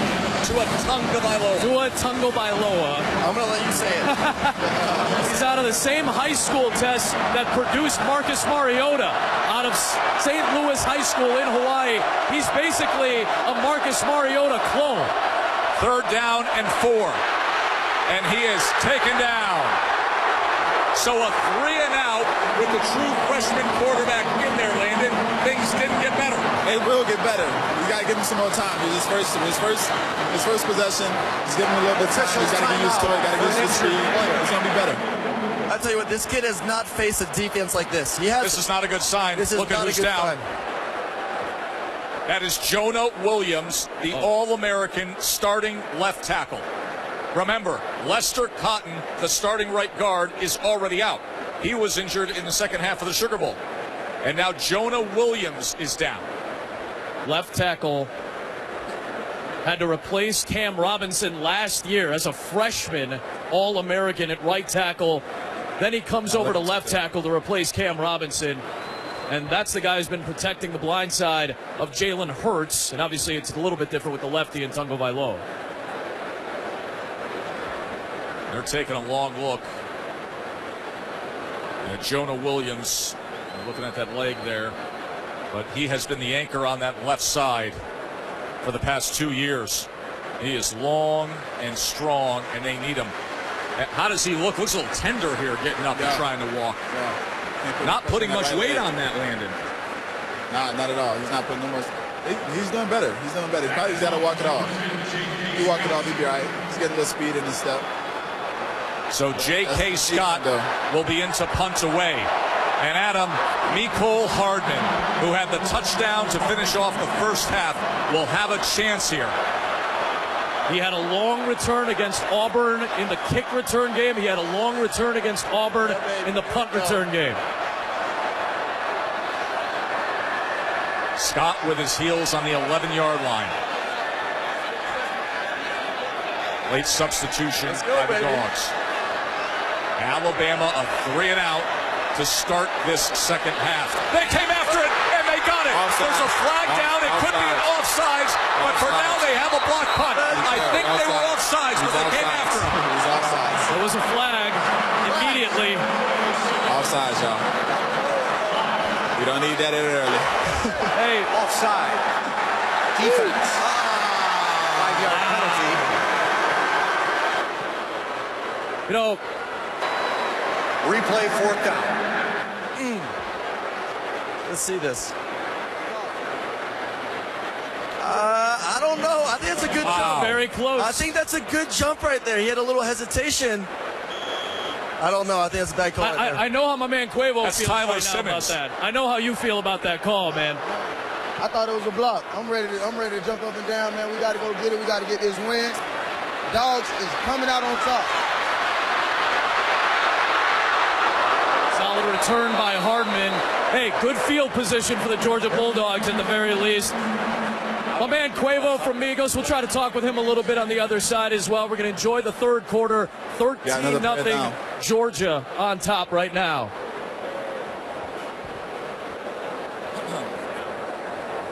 I don't think he was offsides. I don't think. Checking on a Georgia injury here. Special teams. Yeah, I tell you what, that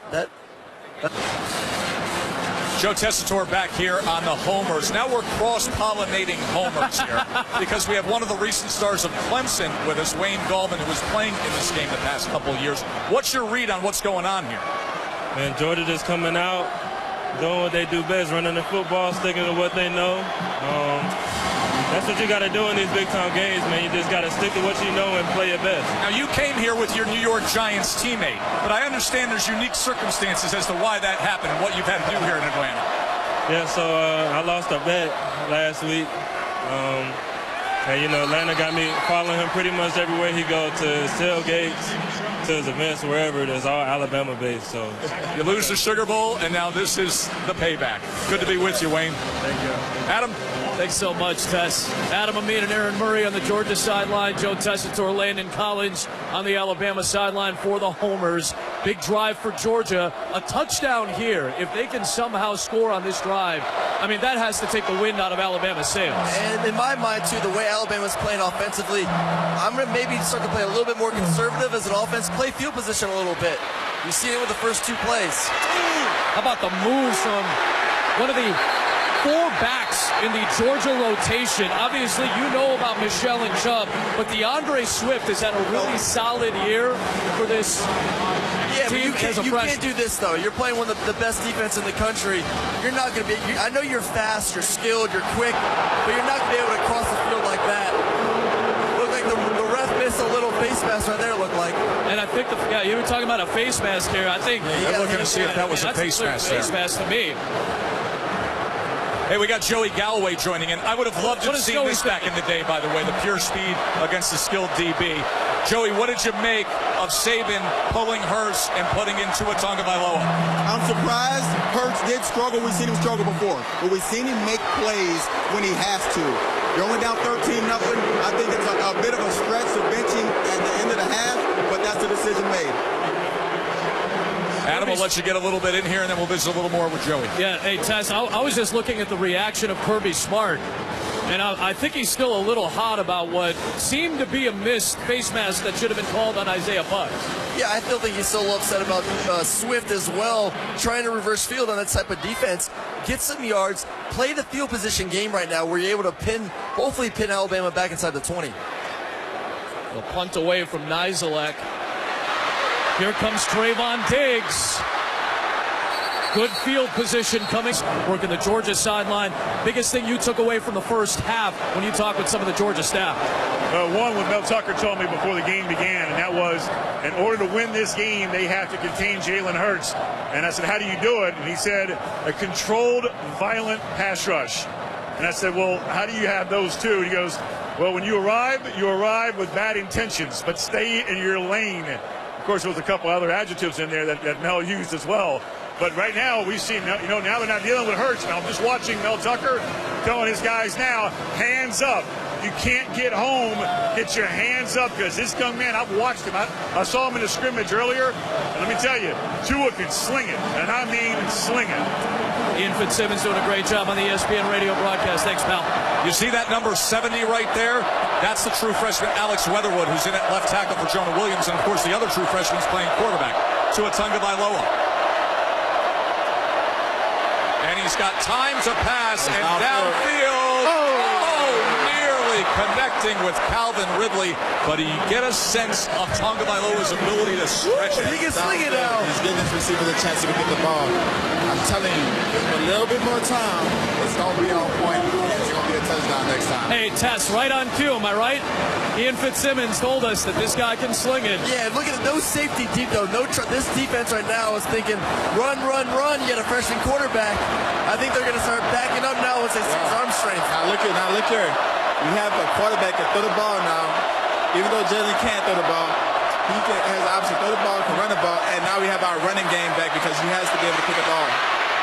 He's scrambling here, and he goes ahead for maybe 3 yards. So it'll be third down, about 7. Got a flag on him. A flag is down. We will check on that.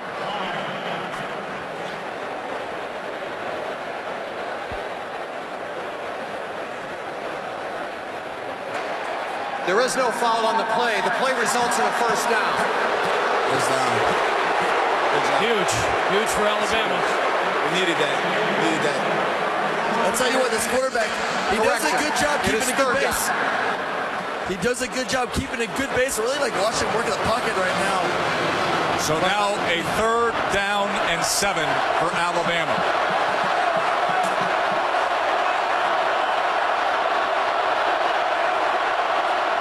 Tagovailoa with Scarborough in the backfield.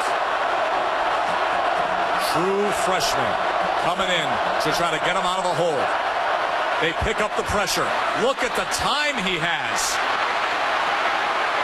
And then bouncing around, spinning free. Are you kidding me? Somehow, someway, the first in field. I'm shocked. I'm in shock. I'm sorry. I couldn't believe it with my own eyes. I've never seen a quarterback do stuff like that. Hey, Landon, calm down over there, Landon. I know you want to jump up and down. Yeah, hey, someone hold him back. I am shocked. Hold him back. I was more as shocked than anything just now. That had a little Manziel and a little Flutie to it. I call that razzle-dazzle. And now here he is on the strike. There you go. Passing game starting. And all of a sudden, there's momentum with Tua Tagovailoa. Uncle Mo, Tess. Talk about it. A little bit of time. He needed another series to get his feet wet. Hey, hey, young kids are bound to make a mistake at some point, so don't get too confident over there. Oh, I'm not.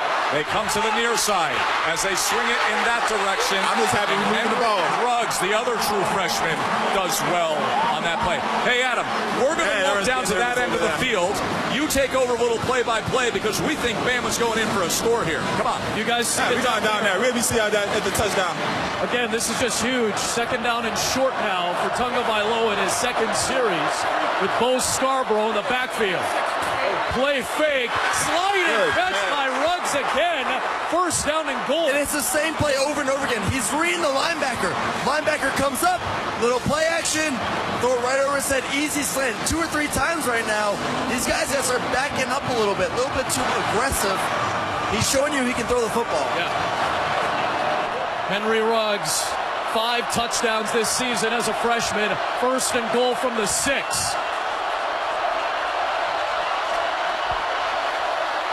To throw, Tagovailoa, touchdown time! There we go, touchdown. We on the board. We on the board. That's how we do it. Hey, we just felt bad. We're on the board. Yes. How about that drive? I told you. And look at the energy coming off the field right now. Now look here. Look at this energy as they come off the field. The momentum has changed. It's back in Alabama's court. The defense is rested. It's time to get off the field 3rd down. I'll tell you what, that was impressive. Young kid coming in halftime. Rough first series. Got knocked around a little bit. And he responded really well, Landon. One play. That was impressive, Landon. Landon, we give him a lot of credit. That was an impressive bounce back for Tua Tagovailoa. We got ourselves a ball game. Yep. Because of the young, talented freshman from Hawaii. Saban rolled the dice. He said Hurts is coming out, the kid is going in, and the lefty delivers just like that. Bama on the board. Freshman to freshman. Henry Ruggs with the touchdown reception. What's interesting here, when I was down in New Orleans getting ready to call the Sugar Bowl, some information was shared and given to us by Alabama, and they asked not to say anything until the game. And that is that Jalen Hurts missed the first 2 days of practice down in New Orleans. Right. And it was Tua Tagovailoa. Let's get this return here. Great coverage that time. For a second there, as Hardman is taken down, he recovered from it.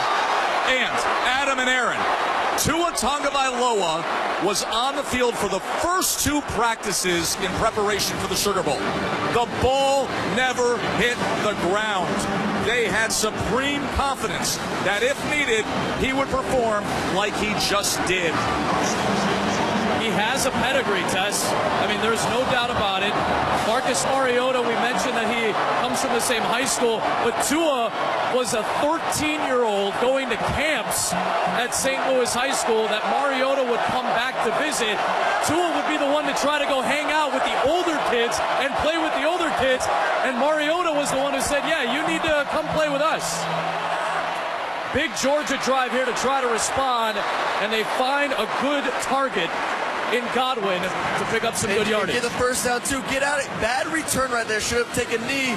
Good job getting the first down and getting some breathing room as well. But both these freshman quarterbacks, I'll tell you what, more poise than some juniors and seniors that you've watched on this channel. Yeah, Tess, let's not forget who's running the show right now. Freshman, true freshman, and for Alabama on the last drive, 19-year-old true freshman for Georgia. And going against and you imagine what the next 3 years look like in the SEC with these two? How about it, man? Wow. It's going to be crazy. It's going to be crazy. Very exciting. Very fiery. I'll tell you that much. Wow, great play. Great tackle. Great play by Everett. That was a great play. Anthony Averett. Yes. Great play. Landon, what makes him so good, Landon?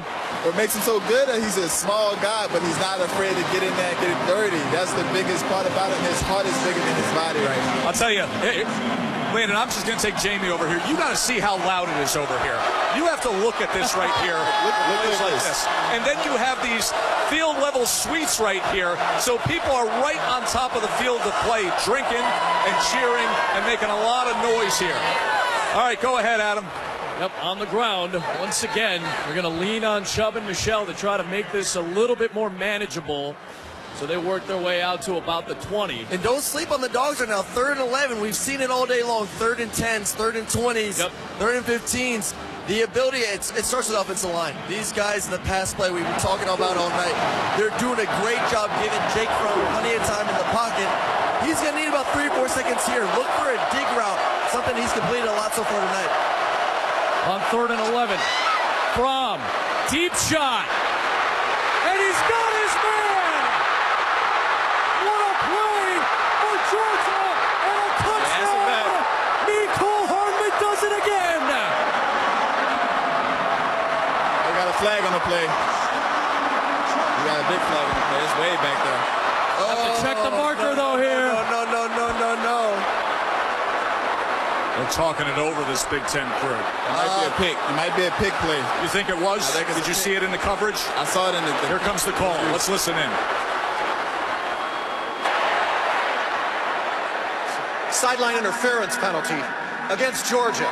It's enforced as a dead ball foul. Oh, that's brutal. The touchdown is good, and the penalty will be enforced 15 yards on the kickoff. We're so good. He's got a touchdown that's good, and he's got to argue while he's being admonished for his behavior on the sideline. Woo! Hey, we got freshman versus freshman, baby.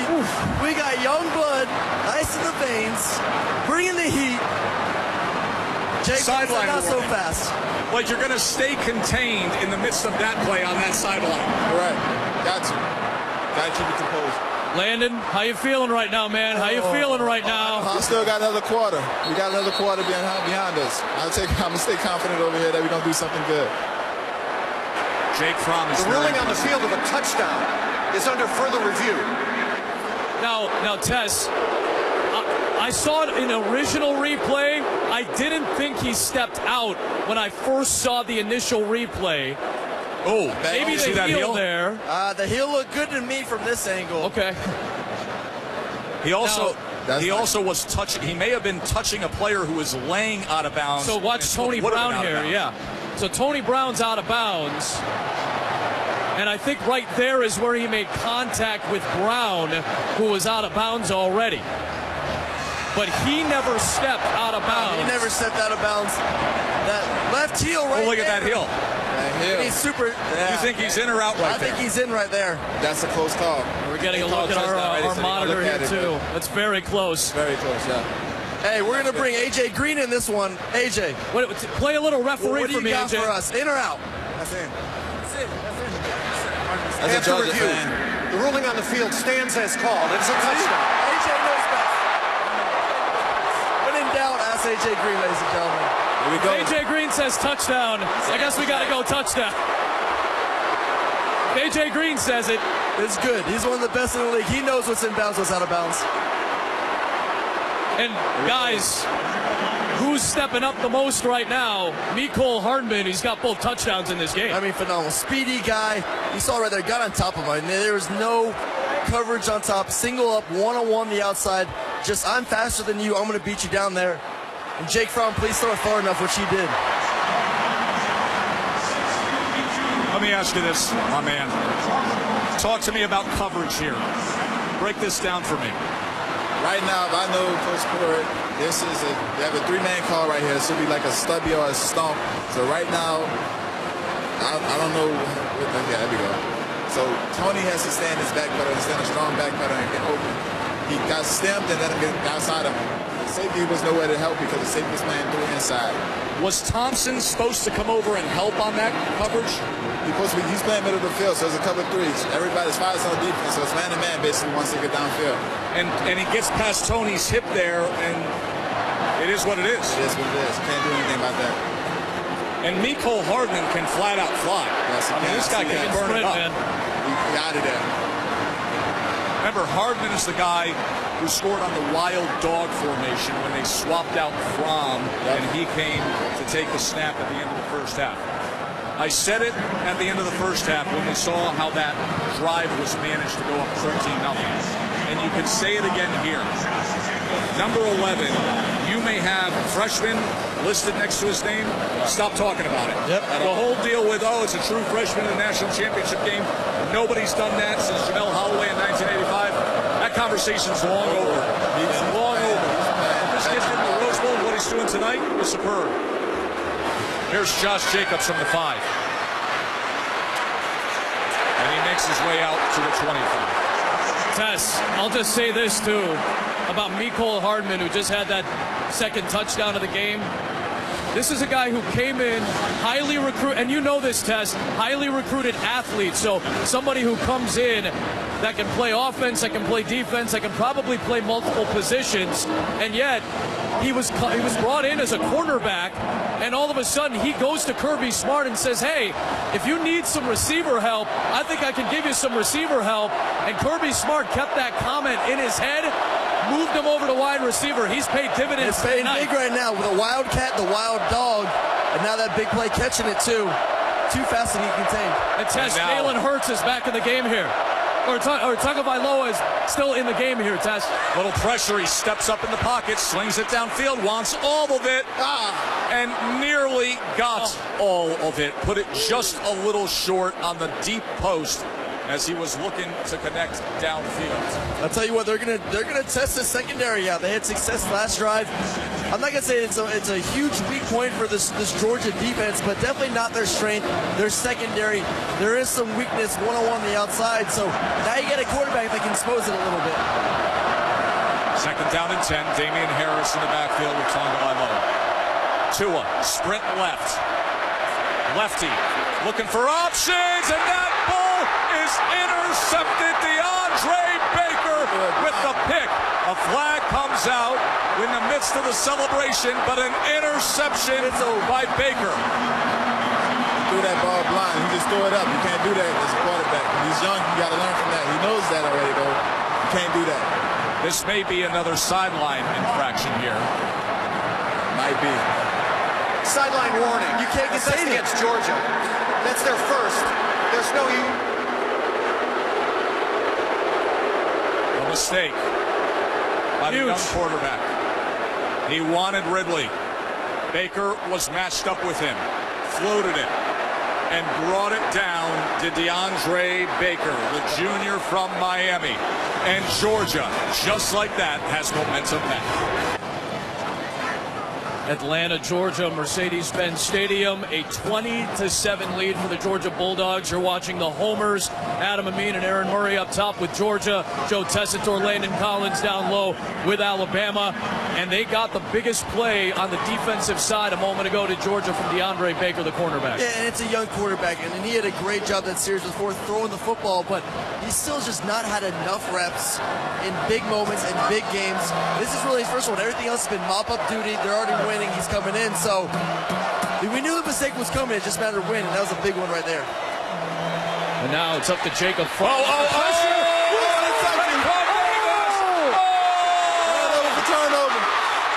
There we go. Good job. That's how we do it. Game-changing plays right there. Defense make game-changing plays. This will be hard for him. We want to make game-changing plays, and that's what we just did. Got our ball back to the offense. Momentum is back on Alabama's side. Now we're going big. There you go. There you go. Look at him. Look.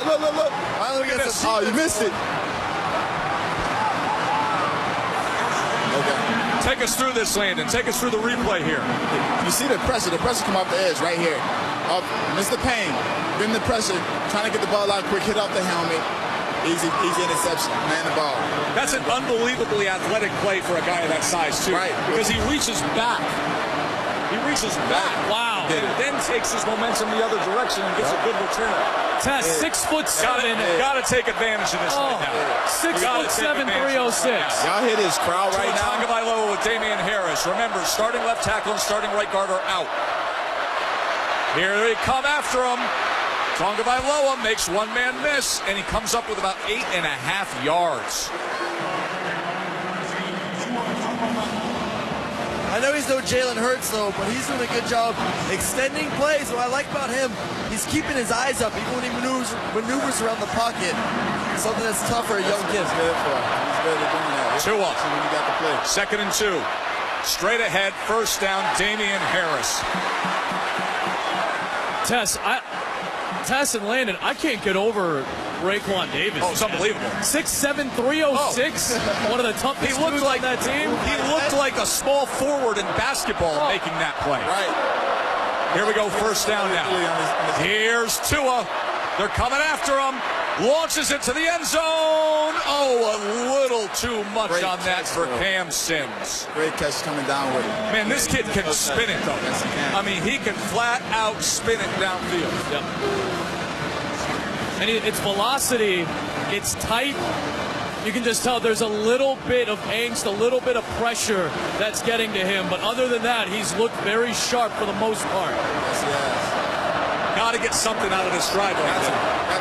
Got to get something out of this drive. I'm thinking touchdown. Bama fans are finally roaring. I'm thinking touchdown. I feel touchdown right here in this drive. With the screen. Other side, they go. Oh, boy, that was dangerous as the ball was bouncing off of Calvin Ridley and then harmlessly eventually fell to the turf here in Atlanta. He was thinking more. He was thinking more run than trying to catch the ball. He had an open alley right there. All he had to do was catch it. I think he saw that. I think he saw 3 coming. Big 3rd and 10. Ball's on the 25. You're bringing the heat, Landon. You're bringing the heat. Jumping back. I think you're curving. What are you doing? They stand in coverage. They're not coming with pressure. They need to stay in coverage. This game has gotten wildly intriguing all of a sudden. Tua Tagovailoa on 3rd and 10. Incomplete. That was good pressure. So it'll be a 42-yard field goal attempt from there. I don't like the 2 screens back to back. The kid's throwing the ball well. Let him sit in the pocket and throw it. What you think of the play calls, the back-to-back screens? I think it's good because they pressured. They didn't even see the screen coming. He just didn't catch that ball. He break that tackle. He get a first down. Listen, Papanastis often has trouble with repeatability because of his left plant foot. Let's watch if he can straighten this thing out and go right down the target line.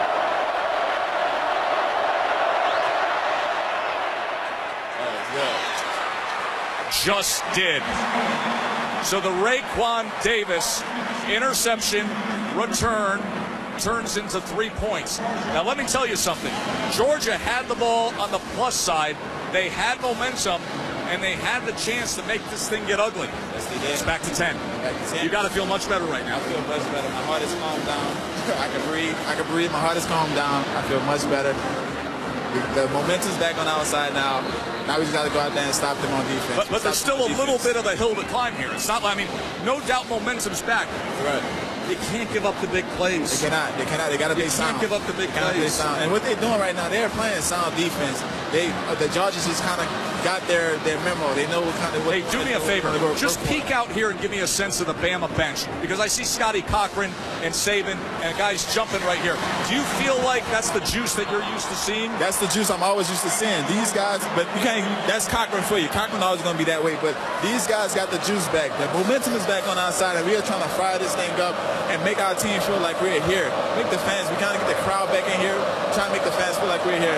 We're doing it. Tess, let me tell you something here. It's a lot quieter on this side than it was earlier tonight. With good reason. We're in front of these Georgia fans. They're still up by 10. They're still up 2 scores, but a little more reserved. Let's just say they're about to get flags down. Offense. Somebody lost their cool, guys. Lost his cool.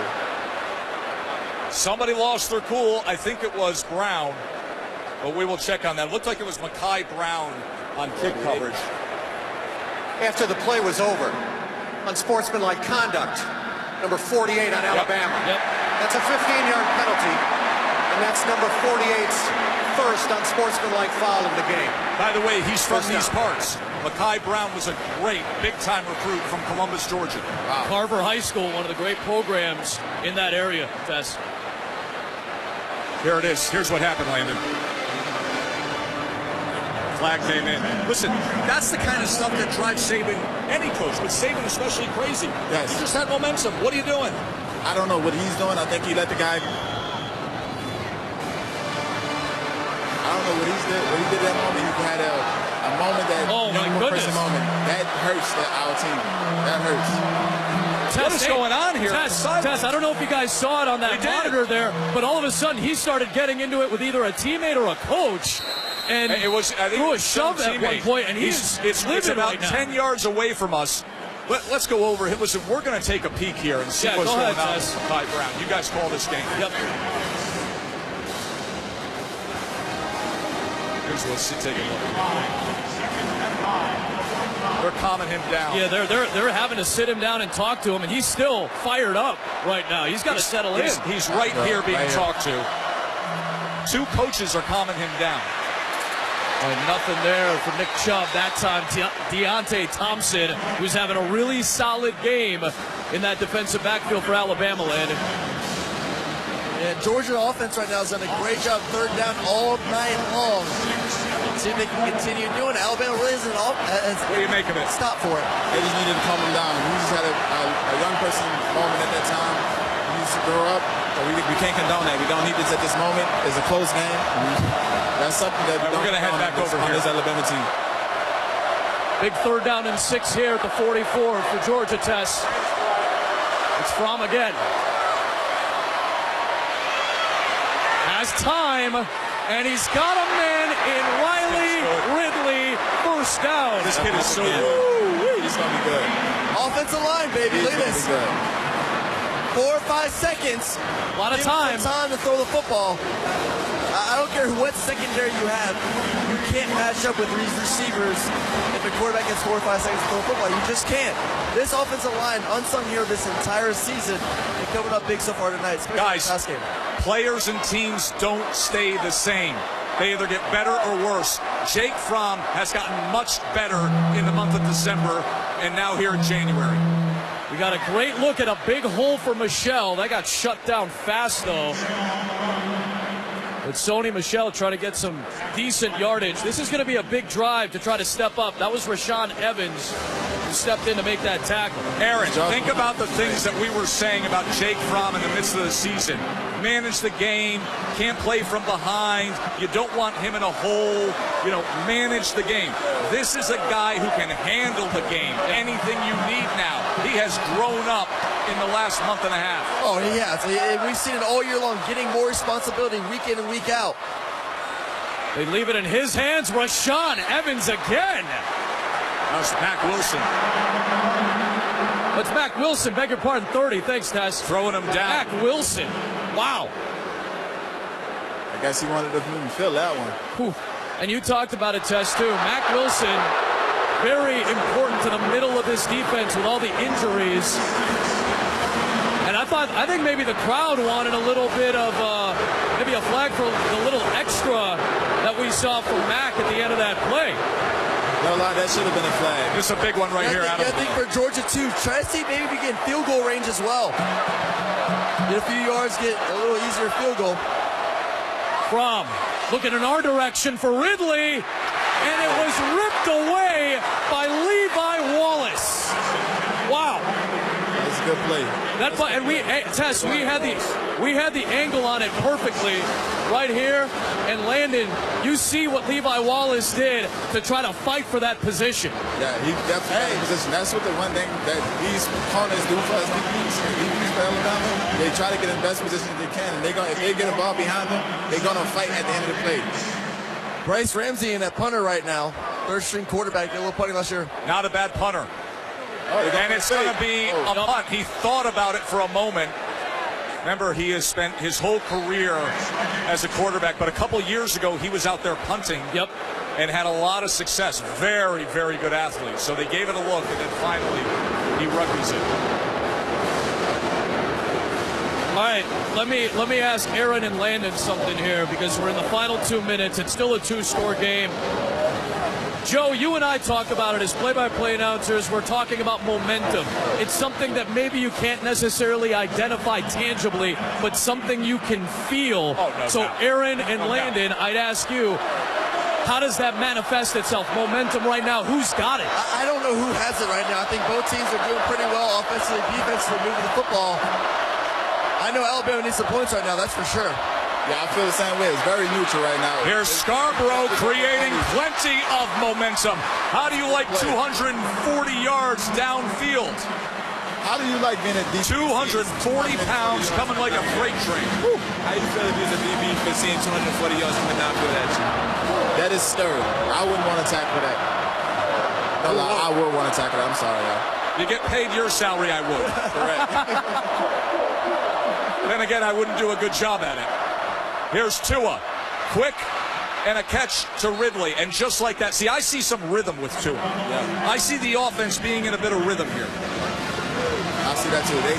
He's consistent. It's run. He keeps the defense on their toes. When you got Jalen, it's kind of know. Trey, you feeling better? You feeling better right now? Yeah, I'm feeling better. I'm about to go to the house now. Go watch from the deepest traffic. All right, get after it. I mean, those kicks are sick, by the way. They're really sweet, Tess. They really are something to behold. Those kicks are ridiculous. I can't wait for your next broadcast to start the season in 2018, Tess. I think you're going to be rocking those shoots. I may get them for Black Legendre, all three of us. I might send them a present. Here we go, 3rd and 3. Can they get a fresh set of downs here. 3rd down and 3. Tua to pass. Out of the backfield, but met right away, Roquan Smith. Man, oh man. I know someone who wants 240 pounds. That's Roquan Smith. Yes, he does. He can ball, Aaron. I mean, this kid is wherever the ball is. Oh, there's a reason why he's the Buckets Award winner. All over the place right now. That was huge for Georgia. Big stop. I tell you what, you put any other linebacker right there, 240-pound running backs falling forward, not Roquan. Right. Not today. That's what I mean that the momentum is neutral. You get some, you lose it. You get some, you lose it. Right now. Here's a really good punt by Scott. I mean, really good punt. Fair catch right at the 10. Skied it a mile long.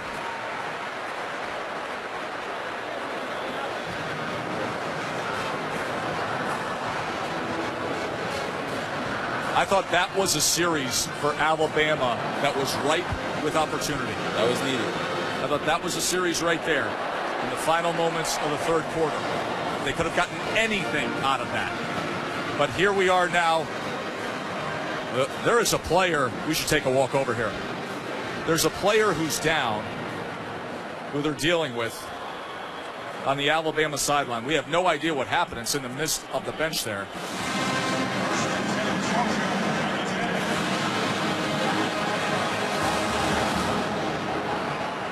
That is Tyreek McDonald from what we're being told, but it's over on the sideline, so they're going to be able to continue play here. Meanwhile, Georgia's going to close out this quarter with a run for short yardage. Here we go, bud. We still got a game. A 10-point affair in the 2018 College Football Playoff National Championship game presented by AT&T. You are watching the Homers. We got to take a look at this, man. But first and foremost, what's your main job over the next about 10 minutes of game time? Really just keep it clean. We're actually going to take it out for a shot on the arena vision pretty soon. But we got to keep it clean, keep it safe, and then put the winning team's name on it. Can we get a little bit of a sneak peek, you think? All right. Charlie's nice enough to give us a shot of this. The trophy is right inside here. Right now it's clearly protected.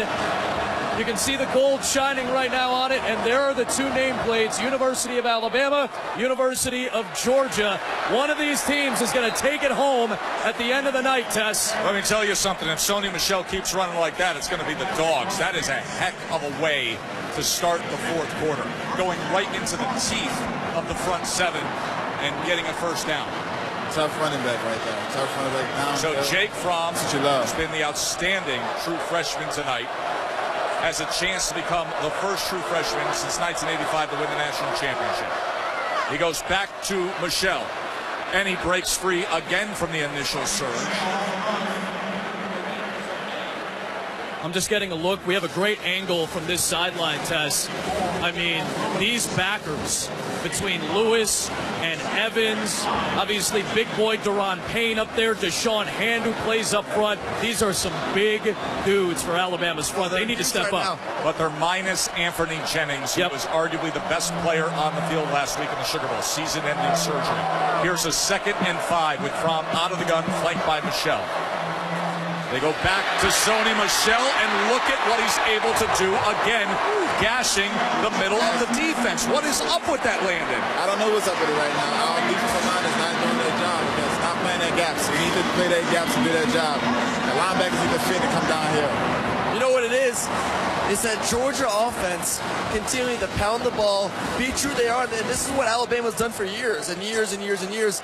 They wear you out by the 4th quarter where you just can't get off blocks, and right now, Georgia knows it. They physically are dominating the line of scrimmage here to start the 4th quarter.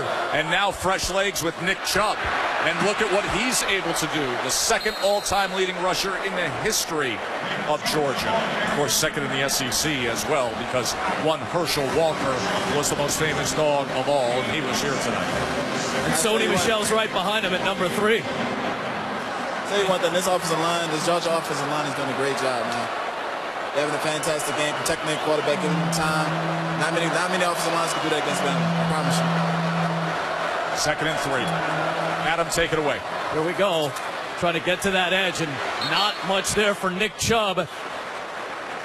Harrison, one of the guys there out of the safety spot. You saw Rashaan Evans in the mix once again. This is Going to come down to a big 3rd down and 4 early in this 4th quarter right now, guys. Big 3rd down right here.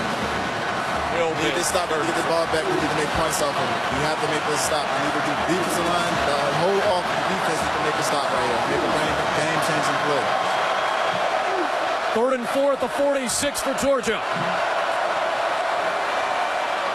Chubb staying in the block. Oh, goes down. Woo, what I say, big play, need a game-changing stop. This guy's having some kind of quarter, some kind of half right now. Big boy Davis. Raekwon Davis from Meridian, Mississippi, who had the interception earlier, comes up with a critical sack there. I tell you what, he was close to hands to the head right there, and Jake Fromm just gets under the helmet, right in the shoulder pad.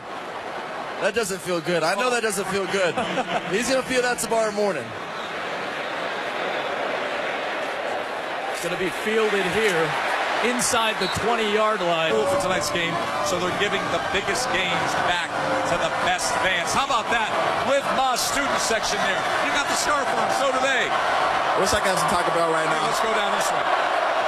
Big drive to start for Alabama inside their own 20-yard line. And they'll run it to start it with Najee Harris trying to bust one through. Hadn't heard a whole lot from him tonight, Tess, but that's a big run for Najee Harris. We haven't heard about Najee Harris at all, but he is another one of the dynamic freshmen. His first carry of the game. We've seen the freshman Tagovailoa this whole second half. We've seen the freshman Ruggs with a great effort to make this a 10-point margin. And now this young talent has to step forward one more time. Tua to the outside. Here goes Cam Sims. Nice move as he spins. My. I mean, when you got somebody trailing the play like Trenton Thompson, who goes 295, and you're a receiver. That was a tough one. Those some good moves, though. Oh, baby. Wow. Come on, man. I mean, come on. We got the first down.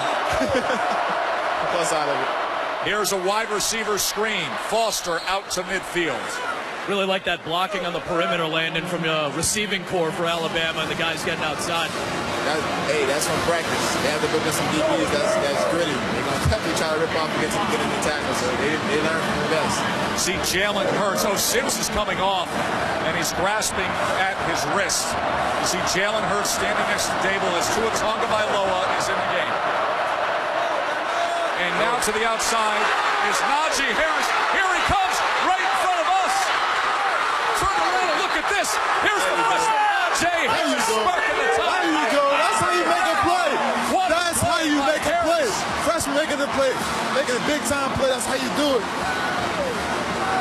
Great block. Great block by one of the receivers. A crack black block. That was a great block. And now here comes the tie downhill with Najee Harris to a Tagovailoa.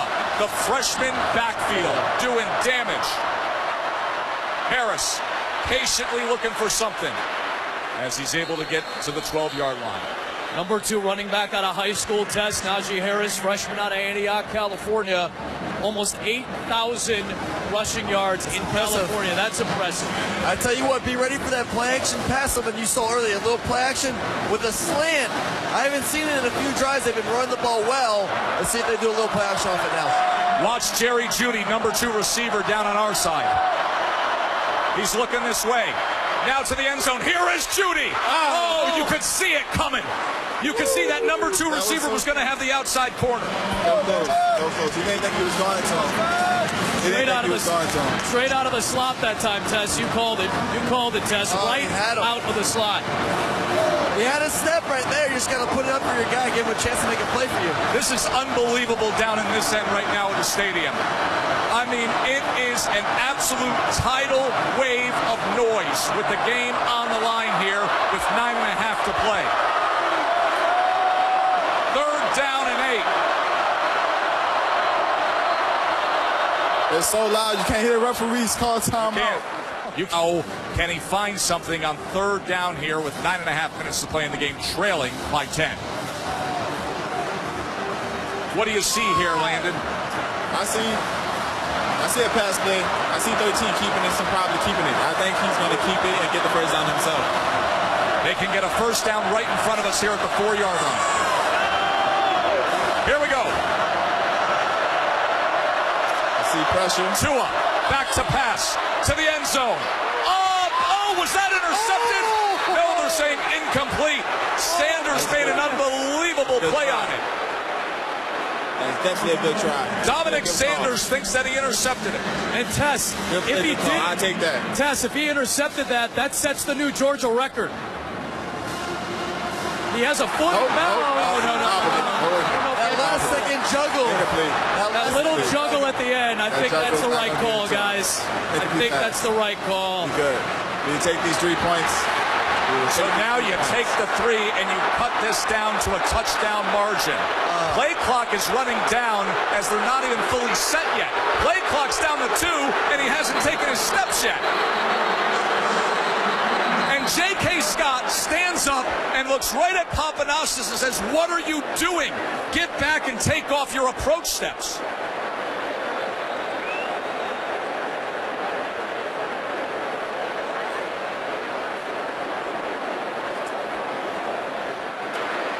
Prior to the expiration of the play clock, the officials were notified that the previous play is under further review. Listen, that was a mess of an operation by Alabama. Yes. So they're going to look at the play by Sanders. But I was just thinking, Tess, that's big, too. I wasn't sure if Kirby Smart was considering throwing a challenge out there. You're allowed to challenge a minimum of 1 time, and you get another one if you get that first one correct. I thought for a second that Kirby Smart was thinking about maybe pulling the trigger on that. Yeah, you see it right there. A little bobble at the end. He had it. The bobble to readjust it. The bobble just completely threw it off. So I think no interception, unfortunately. That would have been by far one of the greatest interceptions I've ever seen in my life. That really would have been, Aaron. Yeah, Dominic Sanders, we were talking about him. He had an interception in the Rose Bowl game. He has 16 career interceptions, tied with Jake Scott and Bakari Rambo for the most in Georgia history. After further review, the defender never attained possession of the ball in bounds. The ruling on the field is confirmed.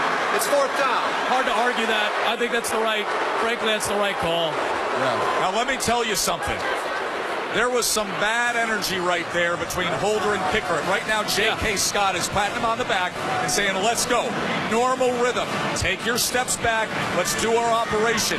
But Papanastis was not set properly with that clock. I was stepping up a little bit throughout the game, so I'm excited. This is the type of game you want to watch right here. Something that you know you're going to be tuning into to the final 0-0-0. This is returnable from the 1. Oh, Hartman down. Is that Mekhi Brown? That's Mekhi Brown, who we saw earlier in this half, not only committing a penalty, but then getting into it with a teammate on the sideline. Here, come on this way. Man right now. Come on this way. Oh, wait, what is going on right now? How are you, my man? Is this a rumble? Are we about to rumble? Is that what's going on? You ready for a 1-possession game? Hey, this is what I'm talking about. This is it. 9:20 to go. SEC football. Let's get after it now. Yep. I'm gonna flip it around. Yeah, we'll flip it. Bring my man back over to me here. Push you in the middle. And we got a big drive here, Tess. Oh, I like this. I like high end zone here, or low end zone. I love it. And they move Fromm out wide here. They're going to that wild dog formation again. Nothing there. Tackle for loss. His defense is getting hyped right now. It was Mac Wilson again. In your opinion, the wild dog, easy to defend, tough to defend.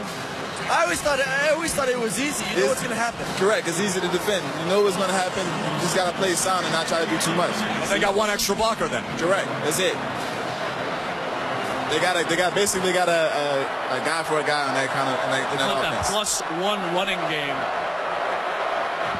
They got Chubb in the backfield still on 2nd down and 11 after that loss. Fromm's back under. Little end around action here. They've been leaning on this guy all day. Mecole Hardman's going to set up a 3rd and short. This is a pretty big. Now, listen, I know where we are in the field is significant, but in terms of field position, this is a pretty significant. Alabama can't stop them. They have it all night long. They have not been able to get off the field. I can't tell you if they've had a 3 and out in a long time, especially this half. Which one you're right. No 3 and outs. They need it right now. In a long time. We need one, but they have it. This Georgia offense has been having the right play calls each and every down there. Our wide receivers has been stepping up and catching each and every ball. So, and their offensive line is giving their quarterback time. So it's big. They're really spreading them out here, and Fromm is splitting out again. He's going to the left. They're doing it again. Oh, Hartman handed it off that time. He handed it off, and it didn't work. You know what? Too cute. I don't like it. Too cute. I don't mind the fact of you running it, but get Jake Fromm just a thought. You saw Alabama, they saw the Wild Dog. They're just downhill. Linebackers, safeties, all that. You can't do that. I don't like the Wild Dog. They're trying to run the clock, get the clock moving a little bit more, but that's not a good play call. Nope, not at all. So now they're going to be punching away. Nizilik will come out, and here comes Trayvon Diggs on the return. He's right in front of us right here. We got a great view of it. His career-long return is 55. Did that against Auburn in the Iron Bowl, but he's never had a touchdown on a return. His longest punt return is 47. Turns this one over. Had a little bit of a tail to it. Here's Diggs now. You're watching Homers. Aaron Murray with me on the Georgia side. Landon Collins with Joe Tessitore on the Alabama side. Freshman Tua Tagovailoa. Henry Ruggs. Right now, Najee Harris. The freshman Tess and Landon have been making the biggest impact. They really have. Leading passer, leading rusher, leading receiver, all freshmen for Alabama. And now, can a freshman quarterback who came in to start the second half bring them all the way back? First down, trailing by 7, 7:10 to play. Here we go, national title on the line. Tua, he's going to pass off of that as he gets it out to Damian Harris. Harris makes the first man miss and is still going past midfield. That was an excellent effort. That was a big play, and I told you, Harris had a big play coming. A big pass or a big run, it was coming. He just get more touches he can get, the more dynamic plays he can make like that. He's a no-target tackle. It's hard to bring down. Very tough tackle. First down at the 49. This time, nothing there, just a half a yard for Tua. Aaron, let me ask you real quick. As you're watching Tua Tagovailoa, just an observation from the outside, it feels like he's doing things more confidently. Even that last play looks confident. Something we talk about Jalen Hurts, and we've seen it all week. He doesn't get through his progressions. It's one, then run. You see this young guy out here tonight. He's getting through his progressions. 1, 2, 3. Nope, no one's open. Let me get down to my back, check it down. 15, 20 yards from there. Tua scrambles free, slings it, does the lefty, and it's out of bounds. So it'll be 3rd down and 9. The man can move. I'll give him that. The man can move, too. Great pocket presence all night long, moving around. That's a great spin move to make sure it stays 3rd and 9. I like to see Georgia bring the heat a little bit right here. Big 3rd down right here. I see here on the outside. I see a screen moving right here. To screen to Harris. Georgia fans are roaring for a stop. 3rd and 9. Tagovailoa back to pass. Downfield, there was contact there, and a flag comes out. Uncatchable, though. You think that was uncatchable? I think that's uncatchable. The ball landed 4 yards out of bounds. He pushed them down already, though. Unless they're going to say defensive holding before the pass. Pass defense, number 14. 15-yard penalty. That's what I'm saying. He could have got that. He definitely could have got that. Landon, I know it was a pass interference. I'm a homer, so I gotta back my boys here. I was just trying to support my guy. I'm trying to give my guy hope over here, Tess. Everybody saw that one. That was a mile away. That was a bad penalty. So the ball now on the 33-yard line. Damian Harris in the backfield to a Tagovailoa. Pressure off the edge. They pick it up. Tua has time. Downfield. High, but caught by Jerry Jeudy. And he stepped out of bounds. But here comes the tie. Only a touchdown down, man. This is what we're talking about. A great football game, a close one, all the way down to the end. 5 minutes and 50 seconds left. It's going to become a great game. I tell you what, don't Step out sleep. here a moment. You stay right there. I want to step out here and see this, how they're lining up, how far they're spreading them out. So we got Ridley near side, Judy in the slot, Smith and Ruggs 2 by 2 here on first down. Emptying it out, Tess. And they motion him out for an empty set. I see a screen coming right here. You see a screen here, Landon?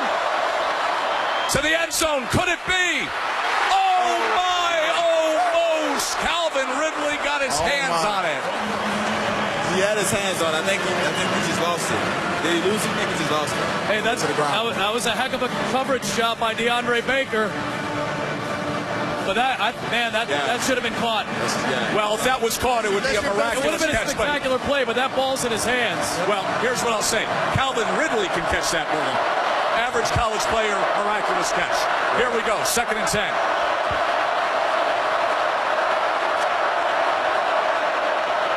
They're going to run it with Tua, who weaves his way and gets a push from a helping friend down to the 6-yard line. We got another 3rd down. They've been subbing it up on 3rd down. Usually, hey, at this point in the game, though, this may be go for it on 4th down. So I agree with you, Aaron. I would not go against maybe running the ball here. See if you can get it, or maybe get yourself to a 4th and even shorter. So I couldn't agree more with you, Aaron. I see run right here. If you don't get the 1st down right here, I see another one right behind it. 3rd down and 3. Damian Harris running back to a Tonga Bailoa at quarterback.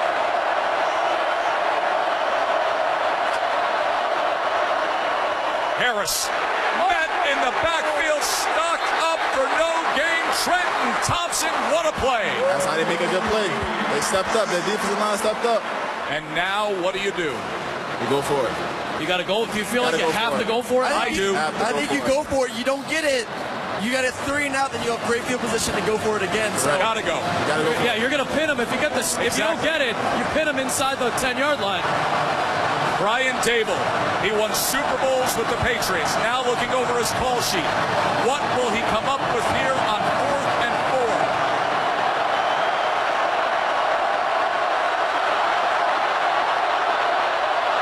4? Play clock's winding down. It's down to 1.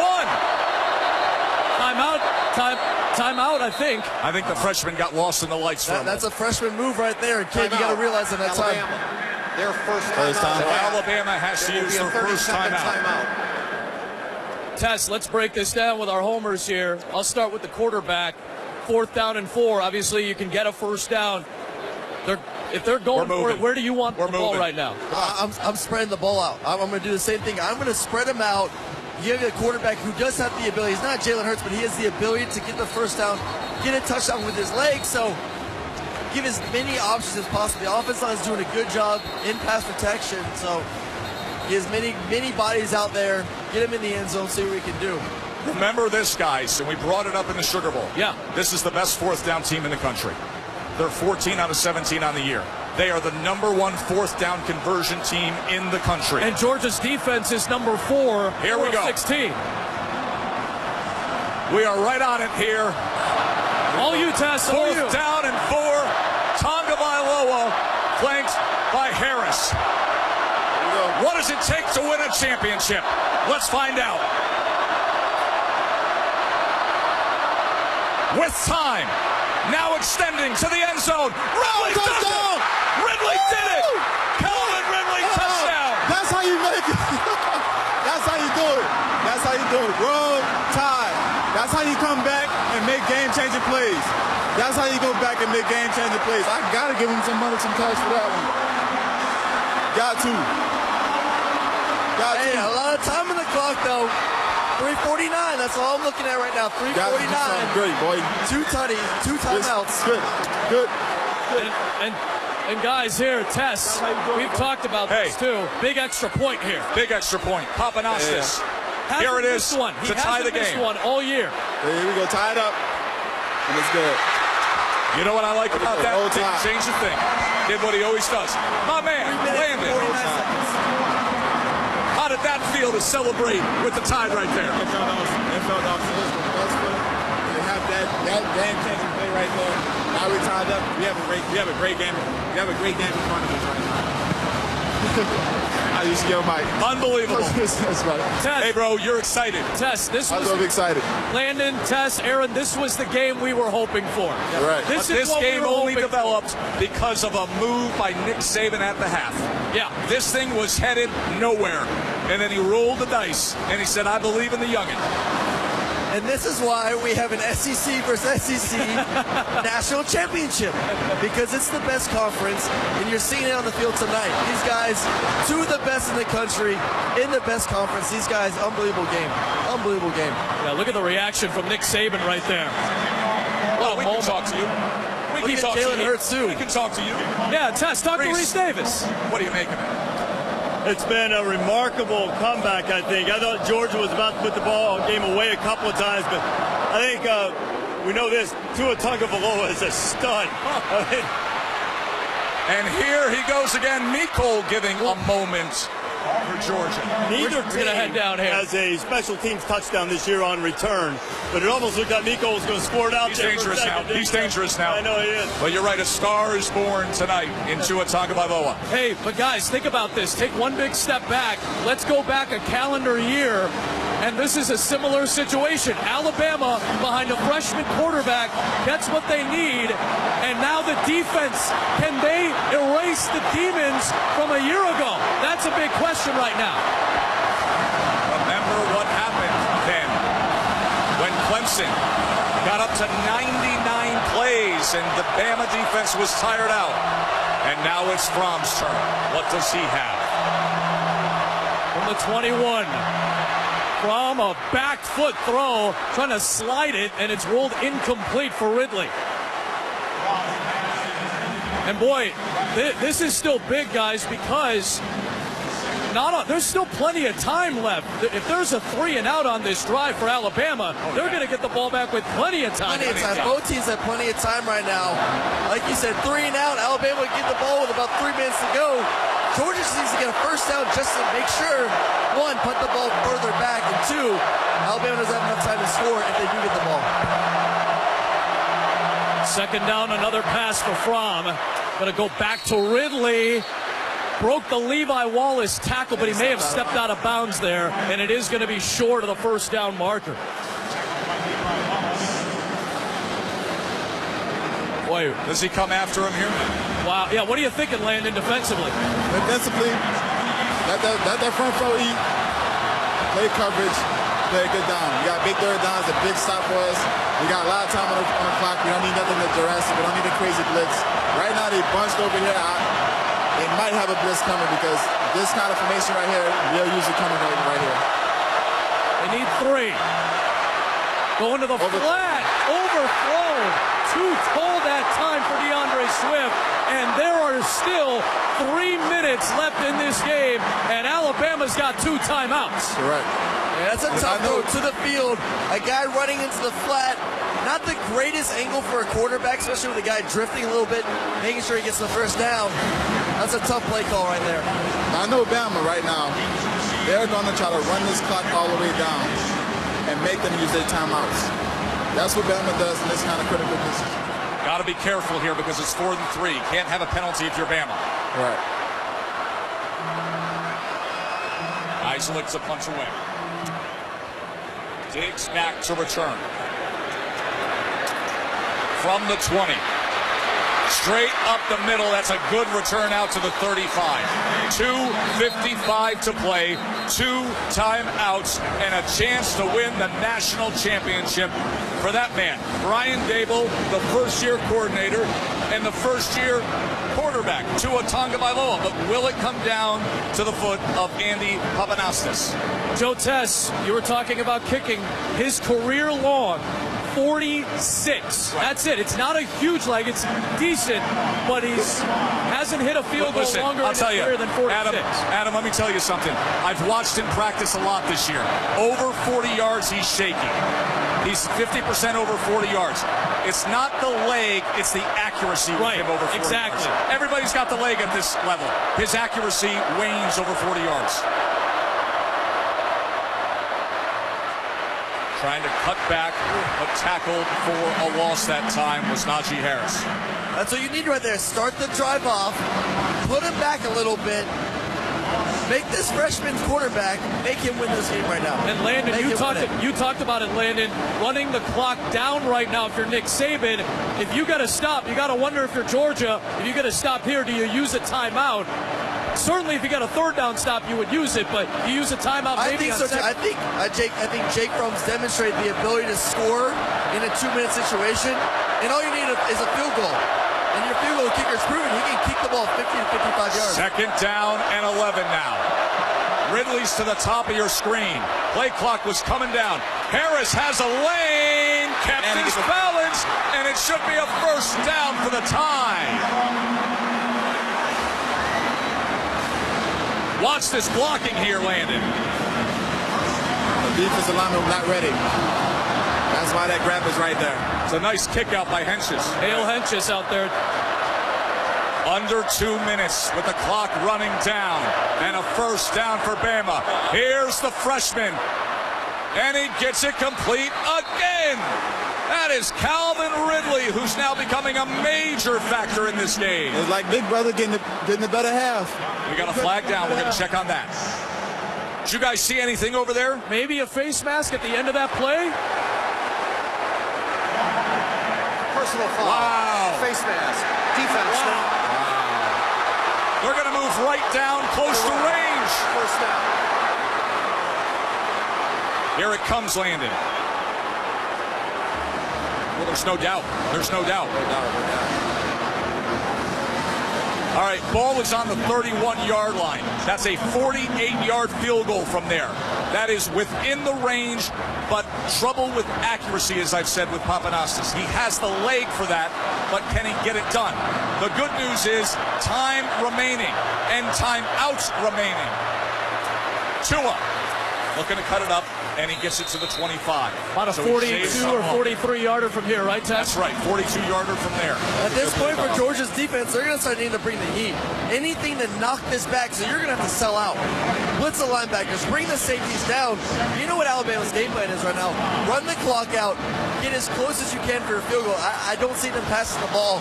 Georgia's going to need to sell out at some point defensively. The clock's running down. Yeah. Bama's taking advantage. And Georgia can't use the timeouts right now. Georgia has to. No, it can't. I think Georgia has to think about managing this here. Here's Harris coming our way. And he gets run out right near the Bama bench there in the medical tent as Nick Saban looks on. And that should stop the clock, Tess, I believe. Yes, 62 seconds remaining in the national championship. Kirby Smart looks on against his longtime boss. All tied up. Will it be history for Nick Saban, or will it be the breakthrough for Kirby Smart? And will the streak end for Nick Saban beating all his guys underneath him? Third down and 3. The ball's on the 24. If they don't get it here, it would be a 41-yarder to win the national championship from Papanastis. Third and 3. He's going to run. He's coming right towards us. Cuts it upfield, and he's got it. Tonga Vailoa moves the chains. Wow. He put his shoulder down on him that time. Wow. Georgia. Aaron, I got a question for you. Would you, game on the line, you throwing your shoulder down? You have to. You have to. This is a national championship. You are putting everything. There's no tomorrow. There's no tomorrow. You got all season to feel good. And Aaron, to your point, Georgia had to use the timeout there. No, now you have to, because you're hoping to get it may be a moot point. Yes. But you have to take the timeouts There's now. No doubt. And then you got to hope that your special teams unit can make something happen. And we've seen it last week. Block field goal. Block field goal, that's right. Block field goals this year. They're tall, they're lanky on this Georgia football team. There's a possibility, and that's why right now, sell out. Try to see if you can force Alabama to lose about 3 or 4 yards. That way the trajectory of the kick is going to be a little bit lower.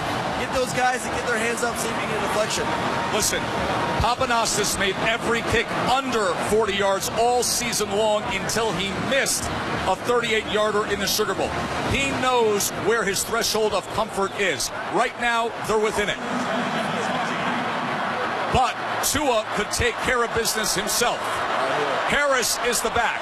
Ridley split to the near side. They're going to run it.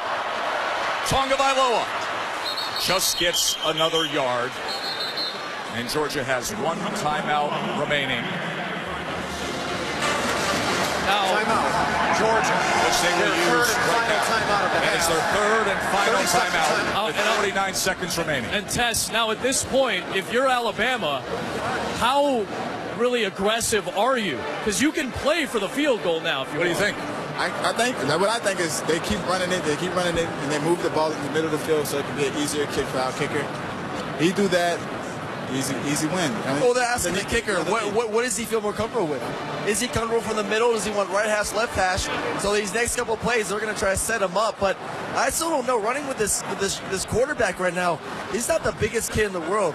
It takes one big pop from him, and he may fumble the ball. So if I'm Alabama, I'm going to put the ball in a bigger running back's hands right now. Let him go downhill, see if they get 2 You see this scene right here, guys? Yeah, we're watching. Harris talking it over with him. I think he's probably asking where you want it. Now let me tell you something. What this kid wants right now is no break to what he normally does. Damian Harris does not normally approach him and wish him well. He just wants to be in the same place he is at all times. It's like a pitcher. It's like a pitcher. You don't talk to him. You just let them run on and off and do their thing. You're right. Guys, I'm over here watching Mel Tucker. He's going bananas right now, trying to get this team lined up properly. 2nd and 9. We expect conservative with Harris and Tua. They've gone quarterback run here, as they will do again. Harris blocking in front. Tua gets a little more this time, maybe inching his way down to the 16-yard line. That would be a 33-yard attempt from there.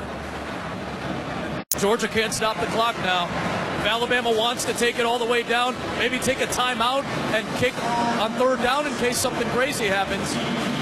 J.K. Scott talking things over with Papanastis. That is the holder. J.K.'s a veteran guy, 4 years in the college football playoff. Here we go now. Clock is down to 16, 15, 14. We're going to center this baby up right here. Let's see where they want the ball. And they're going to use the timeout. Yeah. Timeout, Alabama. That's their second timeout of the half. With 6 seconds remaining, Nick was concerned about managing those final 6 seconds. He was worried that a worst-case scenario could possibly happen there. And Tess, if you're going to take the timeout, you're already taking the timeout anyway. You stop the clock when you want. You take it with maybe 9 or 10 in case there is a bad snap, or if there is a block, you can still recover the football and have some time to take their last timeout. Right, because that's what Nick was hot about. Yeah, and I figured they would take the timeout for 3rd down. But I can see why Nick Saban was upset about it. I think, well, you can call a timeout from the sideline. I think he was upset.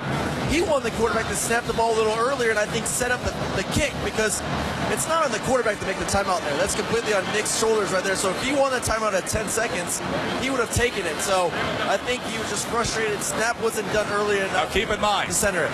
Remember what Georgia did in the Rose Bowl, as we show you there. Yep. The blocked field goal in double overtime. That opened up the door. That was Lorenzo Operation time is critical here. Number 7 on that defense. Lorenzo Carter is the one who blocked it. And guess who's in? Jalen Hurts is back in. Hurts back in. Wow. I think it's just to center the ball up. And then call a timeout. Yep. Center it up right there. Center it. Timeout here. So they're going to center the ball. I believe they're going to put this on the 18-yard line. Timeout of the half. Maybe officially it'll be a 35-yarder. We are right on the ball. Let me show you where we're at right here. You go this way, Jamie. Here's where we are right here. We're right near the chains. We are right on the line. This is what every kicker dreams of right here.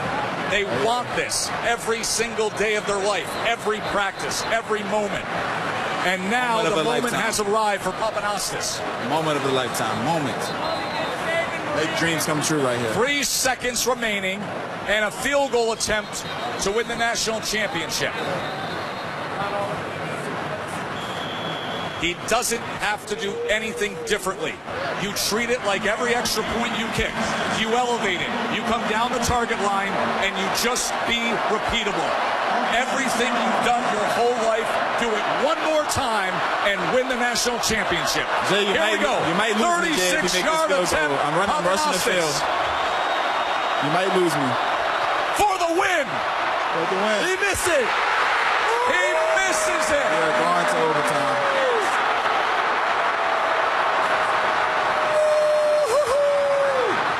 They should have kept on the right hash. He missed it from the left earlier. They should have kept on the right. I don't know what they're doing. I don't know what they're doing. I have no answer for it. We are going to overtime. Oh, what a national championship. Overtime in the Rose Bowl for Georgia. Overtime in the national championship. That's horrible rotation on that ball. Yeah. Poorly struck. Had no chance. Came off his foot bad. Had no rotation. Went to the left. And it got to him. Now he's got to try to perform in overtime if they get that chance. Yeah. Will the Dogs do it again? You said it, Tess. Look at the reaction of Nick Saban. If you win the coin toss.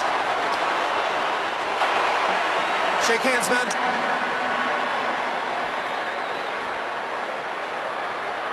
Congratulations to both teams. We still don't have a champion. We're going to keep playing until we get one. Alabama, you're still the visiting team. We're going to have another coin toss. The winner of the coin toss gets to decide either who gets the ball first or which end of the field that we play on. The loser of the coin toss gets the remaining option. Because you're still the visitors, we have the same coin. The football is heads, and the Mercedes-Benz Stadium is tails. What's your call? Tails. Tails is called. Here we go. It is a tail. You want to go on defense first? Yeah, we're going to play defense first. That's what I thought. Which end do you want to play at? Play down there?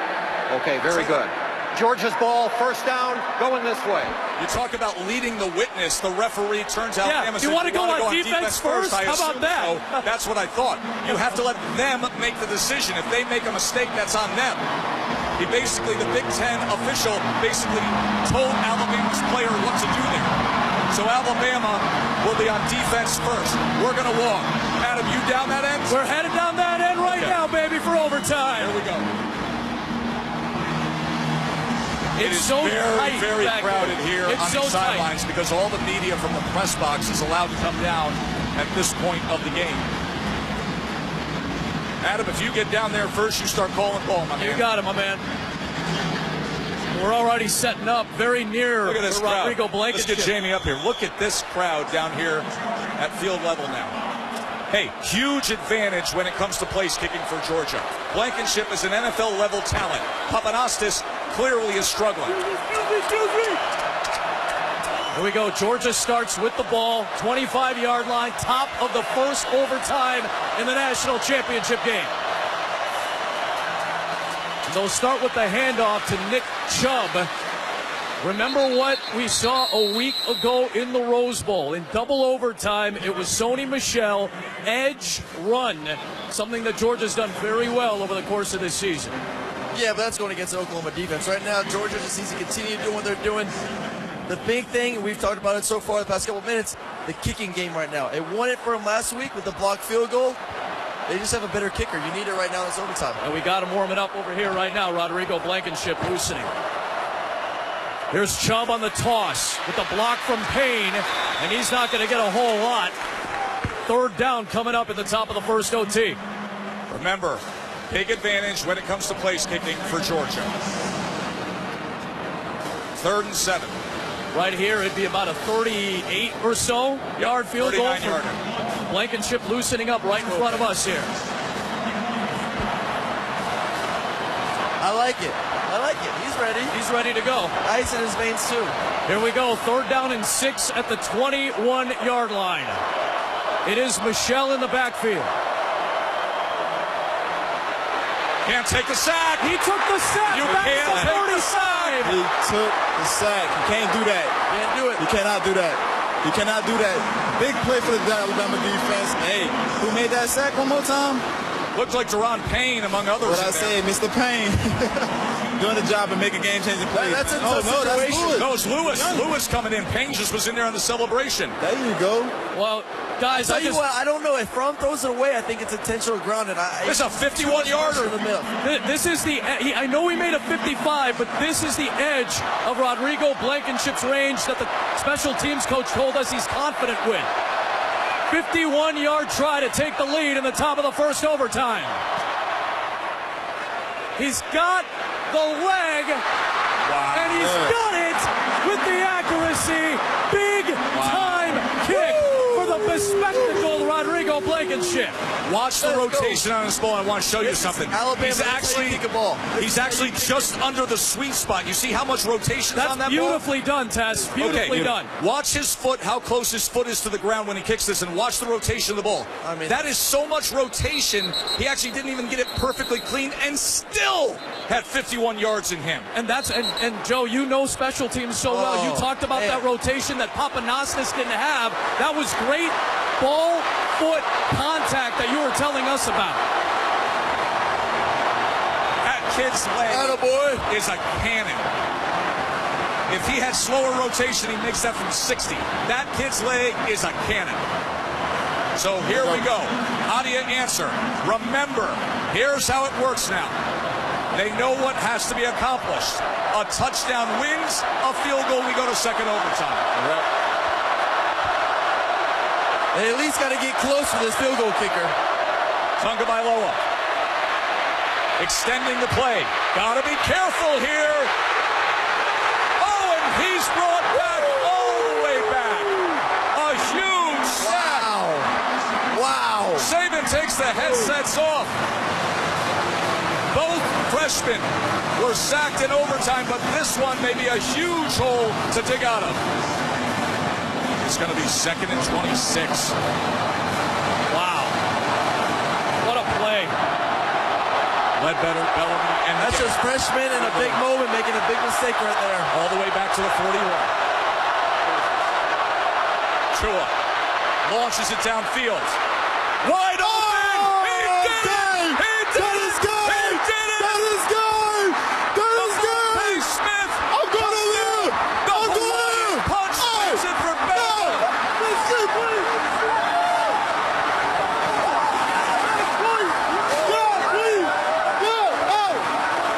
That's how we do it! That's how we do it, y'all! Roll Tide! Roll Tide! Roll Tide! Yes! I can't even find him. Where is he? Where is he? Why you do him like that? Yes, sir! Why you do him like that? Woo! That's how you do it, man. Great play. Great play. Great competition. Great game. SEC champions.